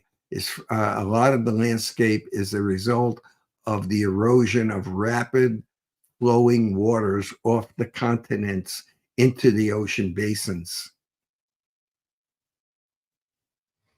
So these are rapid processes during the flood and then also post-flood, as water is rapidly draining off of the In the continents into the ocean. post-flood area, the continents are still settling down, Right. to some extent, but most of all this of this erosion occurred during the flood and at the end of the flood, as the Bible showed, which was just over a year long. And of course, today erosion is now settled down to the rates that we measure now. Wouldn't you require rapid plate movement and then the rapid buckling of the rock strata to lift up these mountains in the first place? Because the slow movements that we see today, that would be like two cars going at each other at a couple miles per hour. Like there's not going to be much there. But if you had two cars coming at each other at 100 miles an hour, well, that's going to do enough damage to basically, is that an accurate illustration or? Yeah, exactly. I mean, the insurance companies, they don't mind you colliding with another car at 2 miles an hour, you know.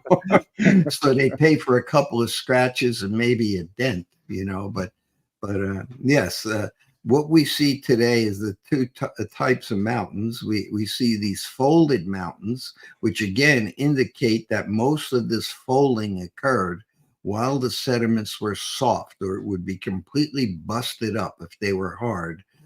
We see intense folding worldwide. Now, some of that folding could have occurred, we admit, if these rocks were buried very deeply and were metamorphosed. In other words, they were subject to tremendous heat and pressure, and they deformed plastically. And we could concede that if deep time were true, plastic deformation, a slow deformation like a lump of Play-Doh over millions of years, could have bent those rocks. And in some places, the rocks are metamorphosed. But in many places, like we showed you briefly today in the Grand Canyon, in many places of the world, those folded rocks are not metamorphosed. They're still sedimentary rocks. So they had to be soft at the time they were deformed, and they were deformed by the rapid plate motions. We do not disagree with the evolutionary community that the continents have moved to their present position, but we don't believe that they have been moving for millions of years. We believe they've sprinted into position. It's continental sprint instead of continental drift. They've sprinted into the position rapidly. And in some cases where they collided, like in the Himalaya Mountains and on the east coast of the United States, the Appalachian Mountains, which is a totally contorted, folded belt of rocks, folded belt of rocks up and down. That's why you have these mountains and valleys, and you trace these rocks, you'll see they're all folded rocks. And in other cases where the plates were formed a subduction zone, one plate went down below the other plate, was forced down below the other continental plate, and that forcing raised the rocks above them, like where we have the Colorado Plateau and the Rocky Mountains. They were no doubt forced up by the subduction of the Pacific plate underneath the west coast, like of the United States. And so mountains are formed today from a number of processes, but basically some are from the collision of the continents, in which you get folded belts, and in other cases you have uplifted mountains. They were uplifted rather rapidly as one plate was subducted underneath the other, and we have evidence for that type of subduction on the Earth today, seismic evidence and geophysical evidence. So the existence of, that's an excellent answer, so many good points. The existence of these uplifted mountains, the folded belts, for example, the existence of those is good evidence for what you're saying, this continental sprint, and then the rapid buckling of this rock strata during the flood. Because many critics would say, oh, this is just a rescue device, this is not feasible. But isn't the existence of these geologic features evidence that, yes, continents must have moved rapidly, meters per second movements of the plates, rather than the snail pace movements we see today, Sal? Exactly. It goes back to what we've showed in the slides today. If these mountains were being uplifted and formed over tens to hundreds of millions of years, we would not see the sedimentary rocks on these continents today. They would be gone from measured rates of erosion. They simply wouldn't be there. We would see mountains, but they would be metamorphic rocks from the basement, because the overlying sedimentary rocks, which contain the fossils, would all be gone. Plus, we have the evidence to show that that these rock layers were laid down rapidly because there are no processes today that an evolutionist can point to form a massive amount of sandstone, like the Coconino sandstone that we see in the Grand Canyon, a massive amount of sandstone up to several hundred feet thick over tens of thousands of square miles. There is no physical process today producing such a thing. Now, if you say that the oceans were rising and going up and covering the land and bringing the sand up over the land over a period of millions of years, but we know that the oceans at the coast are eroding the coast. They don't deposit sand of any significance. I mean, on a continental basis over the continent, they're causing the coast to erode and go and move back. The coastlines are moving back from erosion, for fairly rapid erosion. The sand is not going over the land and moving in for hundreds and hundreds and hundreds of miles. There is no indication of that. I'm thankful to be a biblical creationist, because even pretending to be an evolutionist, I don't know how, without a rescue device or a rescue mechanism, these lines of evidence, these geological features could be addressed, especially empirically. It sounds like their problem is magnitude, because we, as a biblical creationist, young earth creationists, we can explain the uplifted mountains through rapid plate tectonics during the flood. And we can also explain why the continents and the fossils have not been eroded away, because the earth is not billions of years old. But the evolutionists, they have that kind of double problem, two times the problem.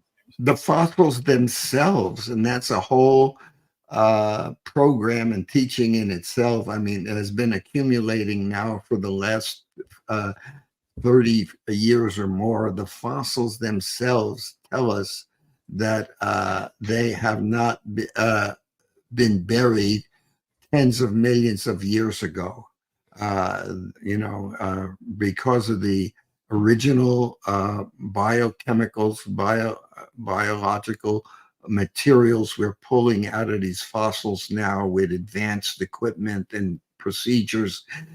We know that these fossils worldwide now, there's over 100 reports, peer-reviewed scientific reports in paleontology showing that the fossils throughout the geologic column have original biochemical materials in them, like enzymes and proteins and stretchy fibrous material. Yeah. And that show that the whole idea that these fossils accumulated over millions of years is simply an illusion. Impossible. That's right. We've had many great presentations and talks on this channel regarding that issue, and another excellent line of evidence for young earth creation. And so I know there are varying opinions on this, because you're talking about local catastrophes or things winding down after the flood, the post-flood world. Does the evidence best suggest that the Grand Canyon was largely formed during the flood then, or within 100 or so years after the flood, in your opinion, Sal? The Grand Canyon, there's two major theories among creation scientists. It's pretty much, even among evolutionary scientists, many of them no longer attribute the cutting of the Grand Canyon over millions and 4 million years. They think it's was cut down rapidly. Not all of them, but many of them. But the creation scientists believe the canyon was cut down either by a catastrophic release of water, which formed great lakes on the surface of the earth after the flood. We have much evidence for the fact there was standing water in enormous lakes on the earth's surface, and that they have breached the area of the canyon and catastrophically carved out the Grand Canyon. Or the other idea, which I tend to lean to, is that the canyon was formed rapidly from the waters flowing off of the earth, rapidly in sheet flow, enormous sheet flow of water, the water flowing off the earth into the ocean basins. And we have evidence of a stripping of the sedimentary rocks off of the earth everywhere, especially in the western United States. We see where thousands of feet of sedimentary rocks were stripped off and eroded off, and the flowing of that water may have carved the canyon. But in either case, it was a very rapid release of water which carved the canyon. The Colorado River did not carve the canyon through the rock over a period of 4 million years.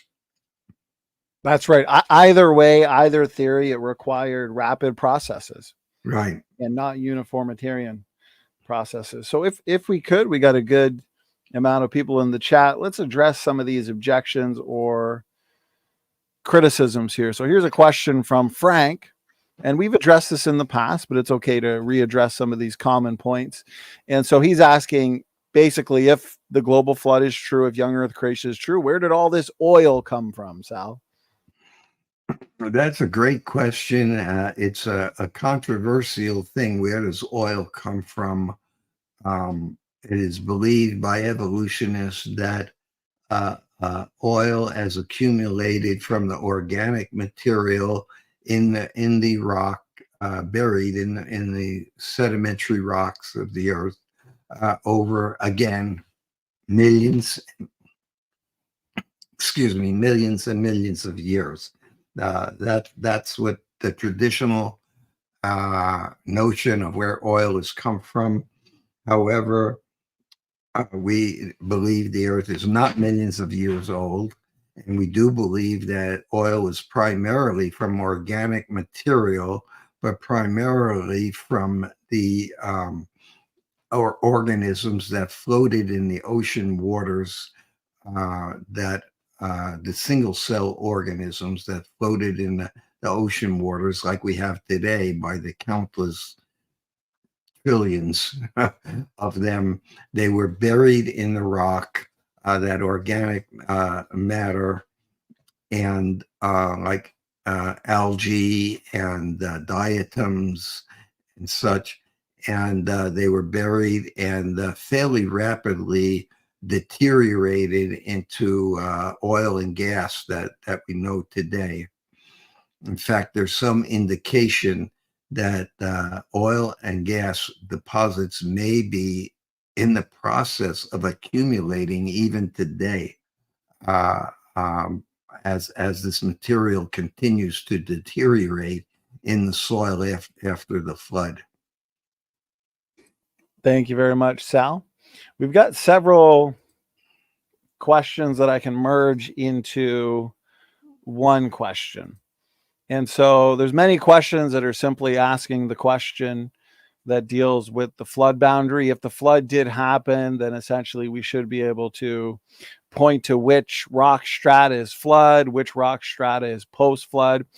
And so we'll sum it up into this one. This one comes in from Lorraine, and she, being of the evolution persuasion, we always appreciate when our critics are here. And so she's saying we can locate the KT boundary, which is important for the evolutionary model, as you know, Sal.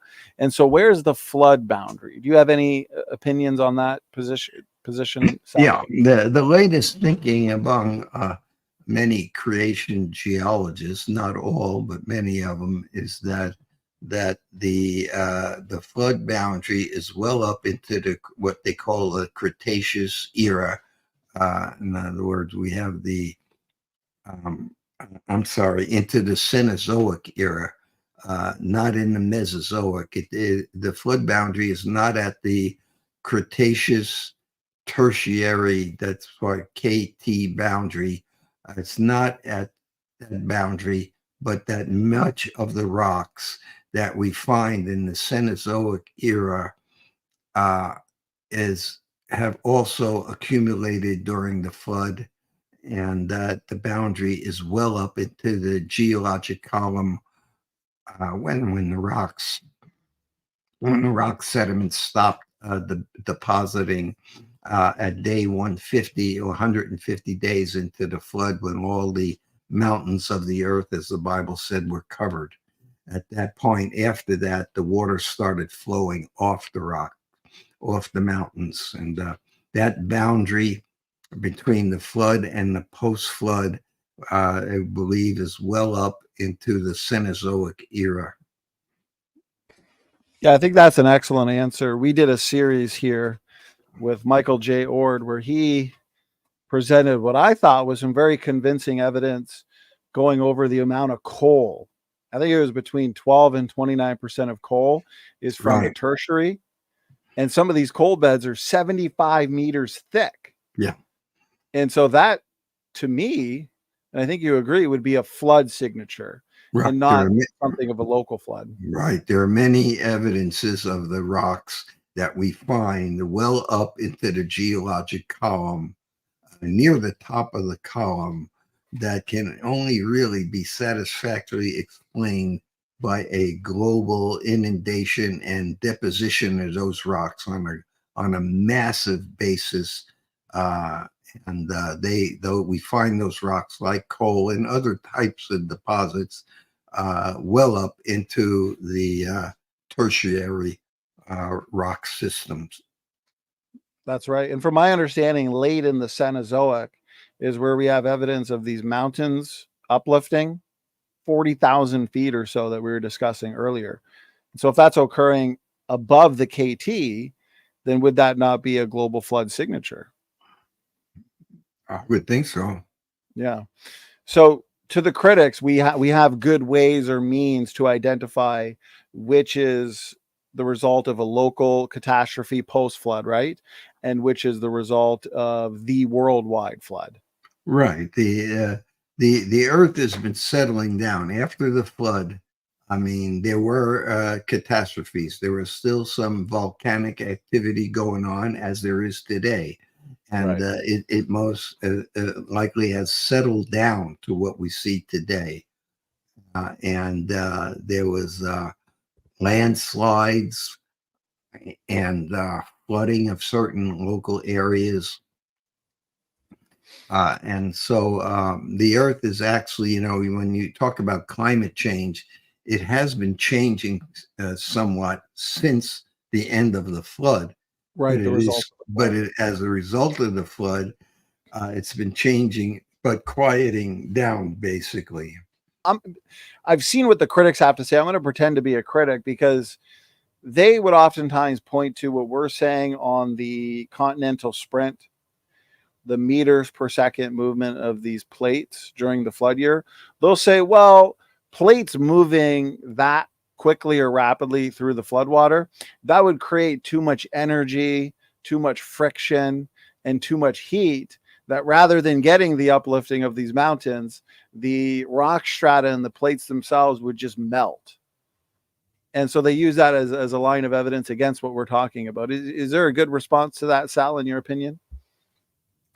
Well, all I know is that we can trace to some extent these subduction plates underneath the continents from seismic data. So the fact that they're there and we could trace them negates that idea that they would have completely obliterated themselves and melted. We can trace them under the ground from seismic data, and also detect the motion of them from very accurate plate motion studies from GPS units these days.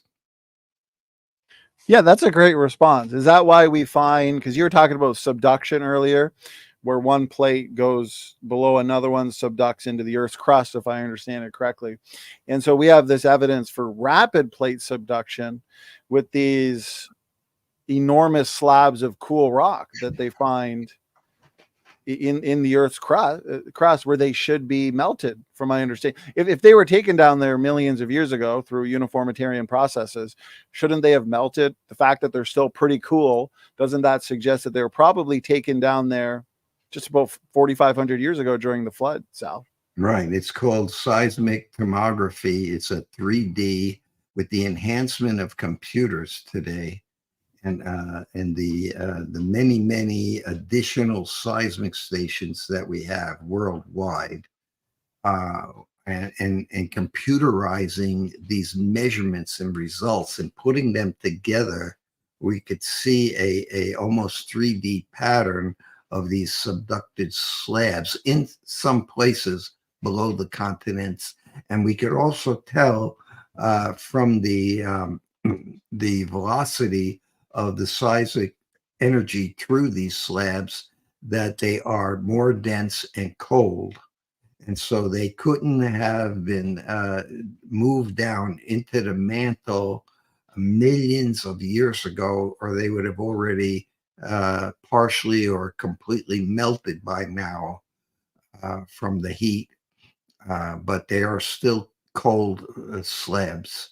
So that is a significant evidence that these subduction is a relatively recent phenomenon. So if they're using seismic tomography to tell this, is it because these slabs of cool rock, they're the same density as they are at the surface? And so because it's the same density, that basically implies that they're the same temperature, the same cool. Is that how they're figuring that out, Sal? I don't know what density they come up with on them. I'm not that familiar with the exact densities, but the density is definitely more dense than the surrounding mantle material. In other words, they haven't been incorporated into the mantle yet. So the relative density of these slabs, they consider to be cold and dense and protruding down into the mantle. Right. They're found going down hundreds of miles into the deep hot mantle, like you're saying. Right. Would that be akin, if I had a coffee here and I left and my wife came down later and there was an ice cube in it, or the coffee was still hot, there was steam coming out. Well, then obviously we'd conclude that the coffee hasn't been sitting there that long. So the fact that we find these cold slabs there tells us that they have not been sitting there for millions of years, just a couple few thousand years. Right. Okay, so this one, as a follow-up, this is an interesting one. Lorraine says, so why do we see the greatest loss of life before the Cenozoic in the Permian? Maybe you'll have a different answer. Maybe I'm misunderstanding the question, but wouldn't that great loss of life be due to the worldwide flood itself? Well, that's the idea, that there have been about a half a dozen or more major extinctions of life on the earth as proposed by evolutionary geologists and paleontologists. In other words, they believe there have been, I think it's 6 or 8 major events, extinction events, Right, that they could identify in the rock record of the earth, the Permian being one. And so we believe that these are not mass global extinction events. What this has occurred is as a result of the floodwaters moving up on the land successfully in stages. The floodwaters moved up over the land in about 6 different stages, producing different ecological zonations of the fossil record within the fossil record. It appears that there is an evolutionary progression to animal and plant life, but it's not an evolutionary progression. It's a progression of the waters rising higher and the various ecological zones being buried and going. Then, of course, those the fauna and flora in those zones have become extinct to some extent. There's still many of them exist, many of those plants and animals existing today. That's a whole story in itself. They're called living fossils, showing no evolution over millions of years. But as the waters started to really move up on the land animals, of course, tried to avoid being drowned and washed away. But eventually the amphibians, more of them went extinct, and some of the small mammals, the dinosaurs were able, in some places of the continents, able to get to higher ground. Eventually they went extinct. That's not a global extinction event. At the KT boundary, the tertiary Cretaceous boundary, that is a result of the dinosaurs being engulfed completely by the rising waters and of course drowning and basically going extinct. So we believe it's due to the progression of the waters covering the land. Now we have evidence of this progression in the rock record, and on a worldwide basis, we know how this progression occurred, and it's left what's called mega sequences of rocks that can be determined all over the earth from field evidence and from oil well drilling data all around the world.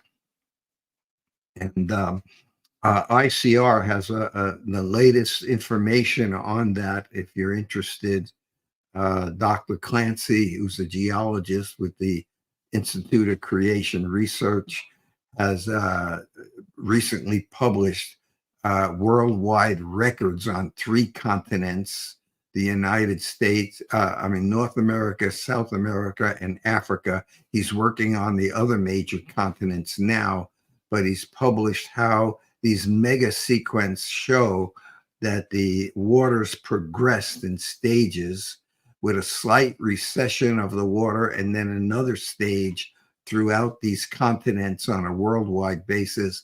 And it would help explain why these so-called extinction events appear in the fossil record. Well, that's a great answer, Sal. We can make a clip of that. Yeah, most people, especially in the evolutionary community, don't even realize that in these layers, let's say with dinosaurs, you find hundreds of different mammal species. We are doing a series with Dr. Carl Werner, who did a lot of study on living fossils, and he pointed out that in those same layers with dinosaurs, they've discovered squirrels and beavers and duck-billed platypus, modern birds, modern-looking birds. Hundreds of modern fossils. We're told that the Mesozoic era, the Triassic, Jurassic, and Cretaceous, made famous by those movies. What were those called? The dinosaur movies. Jurassic Park. Yeah, Jurassic Park. Yeah. that the Mesozoic era was an era of reptiles. Yeah. The museums all over the world promote that. No, it was not an era of reptiles. There was every kind of plant and animal that we know of today, almost every kind, in existence with the dinosaurs, found as fossils with them, showing that there has been no evolution of those plants or animals whatsoever since the so-called age of the dinosaurs. The problem is the museums do not show those fossil plants and animals by the hundreds that are found with them. They only show the dinosaurs as if it was an age of reptiles, and then the dinosaurs disappeared. But what about all the other plants, trees, animals? Like you said, there are books on it. Dr. Werner has it, photographs of these plants and animals all over the world, found in the same rock sediments as the so-called era of the reptiles. It's a total illusion and fallacy propagated on our kids. And so, as this program points out, folks, you really need to spend the time to show them that the biblical record, real science supports the biblical record of Earth history. You can rely on Scripture, and that God has created mankind with a purpose of creating them in His image and likeness, just like the Bible tells you. Amen. The evidence is amazing, Sal. Dr. Werner, he pointed out, if I remember correctly, they went to 60 different museums, but they didn't find a single complete mammal skeleton from those layers with dinosaurs displayed at any of these museums. And so they give the impression that, like you said, it's the age of the dinosaurs, no mammals existed. And one thing that I've noticed that they've done, I'm sure you've noticed the same thing, is if they find, let's say, a modern looking mammal, like or a different creature like a sea urchin in those layers, and it looks exactly as the same one today, they'll assign it to a different genus or give it a different name. Yes, the It genus looks exactly the same. exactly. The genus and species are assigned a different name, which causes mass confusion. These fossils are essentially identical to what we have on the Earth today, showing there's been no evolution over these so-called millions of years. But the museums refuse to display that. The textbooks that are given to kids do not include that. But if you get those books from Dr. Werner, he has hundreds and hundreds of pictures of fossils. In fact, all over the earth, wherever we find fossils of dinosaurs and other mammals and such, they're almost always, almost without exception, mixed with marine fossils. Yes. Marine fossils and terrestrial fossils are almost found where we find fossils all over the earth, mixed together in the same rock strata. This is never brought out to the students in the textbooks. Ask yourself, why is there a mixture of these mammals and dinosaurs and such with marine fossils all over the earth? So it's kind of a misleading challenge or argument, isn't it, Sal? Because most of your militant evolutionists, they'll say, how do you creationists explain the ordering of the fossil record? Why isn't it more scrambled, or why isn't it jumbled? But what we're pointing out here, what you've pointed out, is that, yes, that's what we find is a mix in the fossil record, marine organisms with mammals, with dinosaurs, with all types of plants, all mixed, just as we'd expect if there was a worldwide flood. Yeah. Now there is a sorting, so to speak, a progression, so to speak. It's not a evolutionary or a biological progression. Right. It's an ecological progression as the waters continued up on the earth.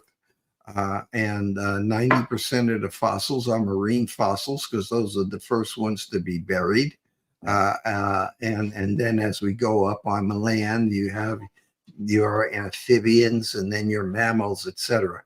So there is a progression, but there are many places that it's out of order, because Right. this is what you would expect in a real world flooding the whole earth. There are going to be places where there is a mixture of plants and animals and even different ecological zones that are carried away, washed away, turned upside down, etc.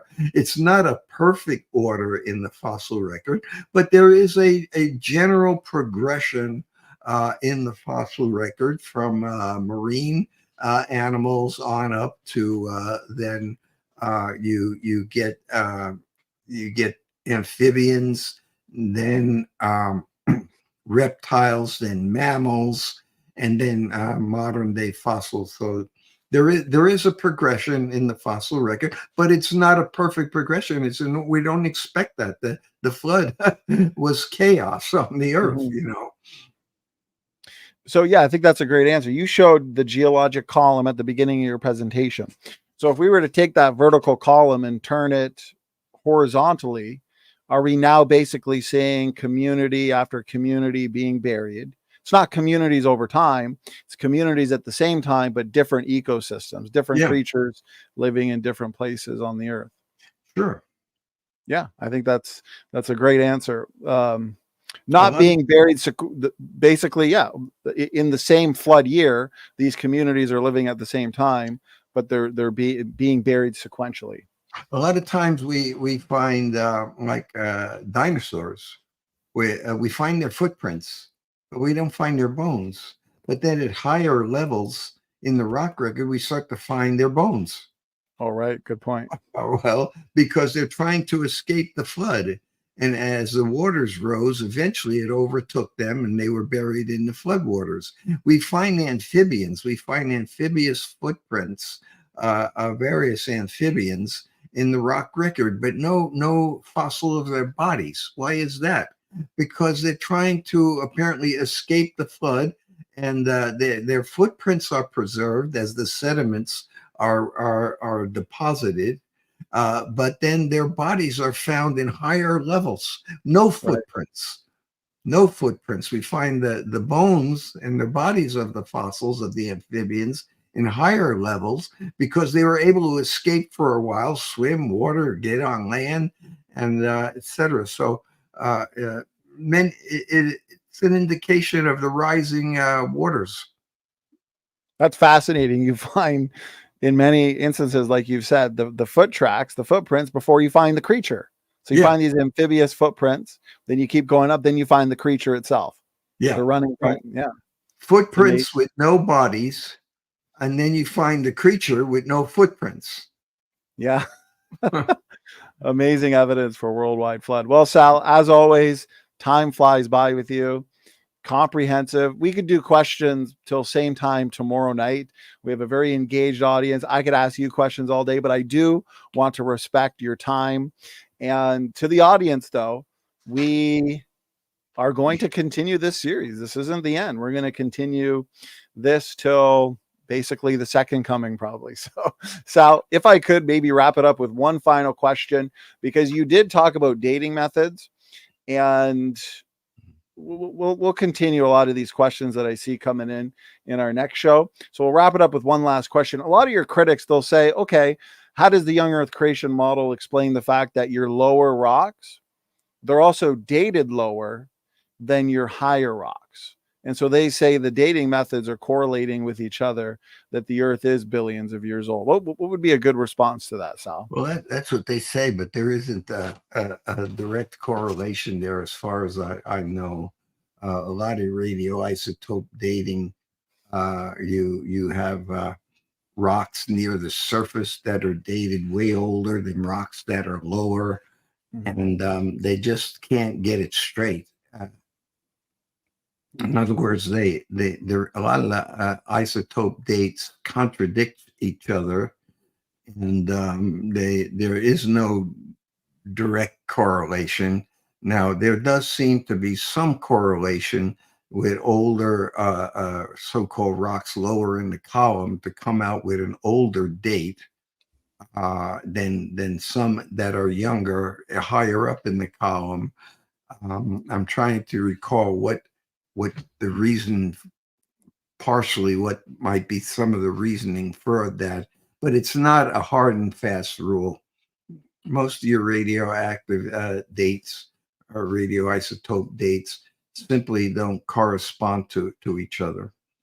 You could take you could take a number of different methods, and they contradict each other. They don't correspond with each other. So it's more of an assertion then. If you hear that from a critic, they've heard it asserted from somebody. Now they're just reasserting it, even though it doesn't necessarily fit reality. Right. And we've talked about carbon and carbon-14 in the past. I've got a whole separate clip from you, me, and George, Sal. And so, okay, if what they're saying is true, then we shouldn't find any carbon-14 in any of these layers. And yet we do in most of the layers. We find samples, diamonds going back billions of years old. We find C14 where it shouldn't be. So how can those layers be billions of years old, like they're saying? Exactly.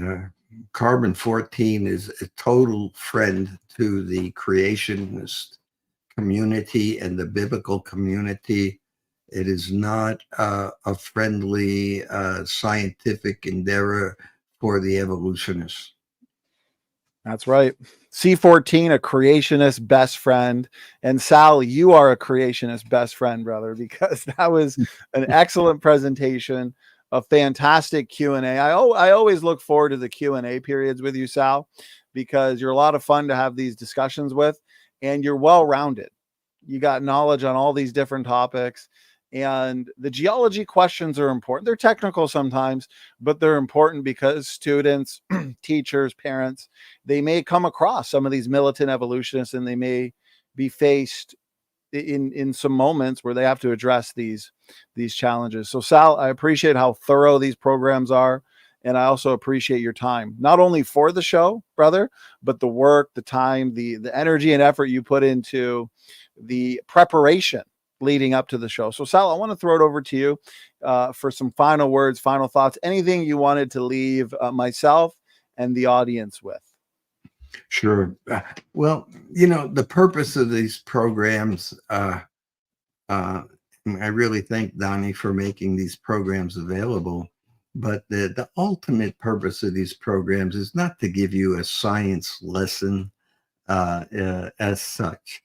There is plenty of science that supports the biblical record, but the purpose is to show people that God has placed in this earth, he has deposited in this earth a record of his existence, his plan, and his purpose to people, to create people in his image and likeness. Do not reject God's purpose and plan for yourself that God has for you. And so through these programs, we want to draw you to the integrity of God's word, scripture. He's planted his word in the earth to guide us and give us a light, a guidance in interpreting the earth itself, but to know that he is the creator and that life is so complex that every one of you watching this program is so unique. You are such a complex individual with a free will to make your own decisions. You can make your own decisions yourself when you look at the information which God has planted in the earth. And this is what it's about, because the culture is crumbling today, and we need to have our kids, especially, have their feet planted on the Word of God, and from that, all creation will fall into place. Amen, Sal. Great final words. It's so true. It's not necessarily about giving a science lesson or even about winning arguments. It's about winning souls. It's about planting seeds. It's about preparing people for what? For eternity, because eternity is a long time. While this life, it's just a drop in an ocean. And so, Sal, God bless you. God bless your ministry and your work. To the chat, thank you so much for tuning in. I always have a good time reading the chat, saving questions, saving objections. I love how engaged and interested everybody is. And so, okay, please, if you want to see more from Sal, check the description box of this video, and also check the website, standingfortruthministries.com. Go to Guess on Standing for Truth, search Sal, and it should be fully updated. I'll have to add this show there next, and have some fun. There's a lot of information for you to absorb. Okay, guys, God bless, and Standing for Truth is out.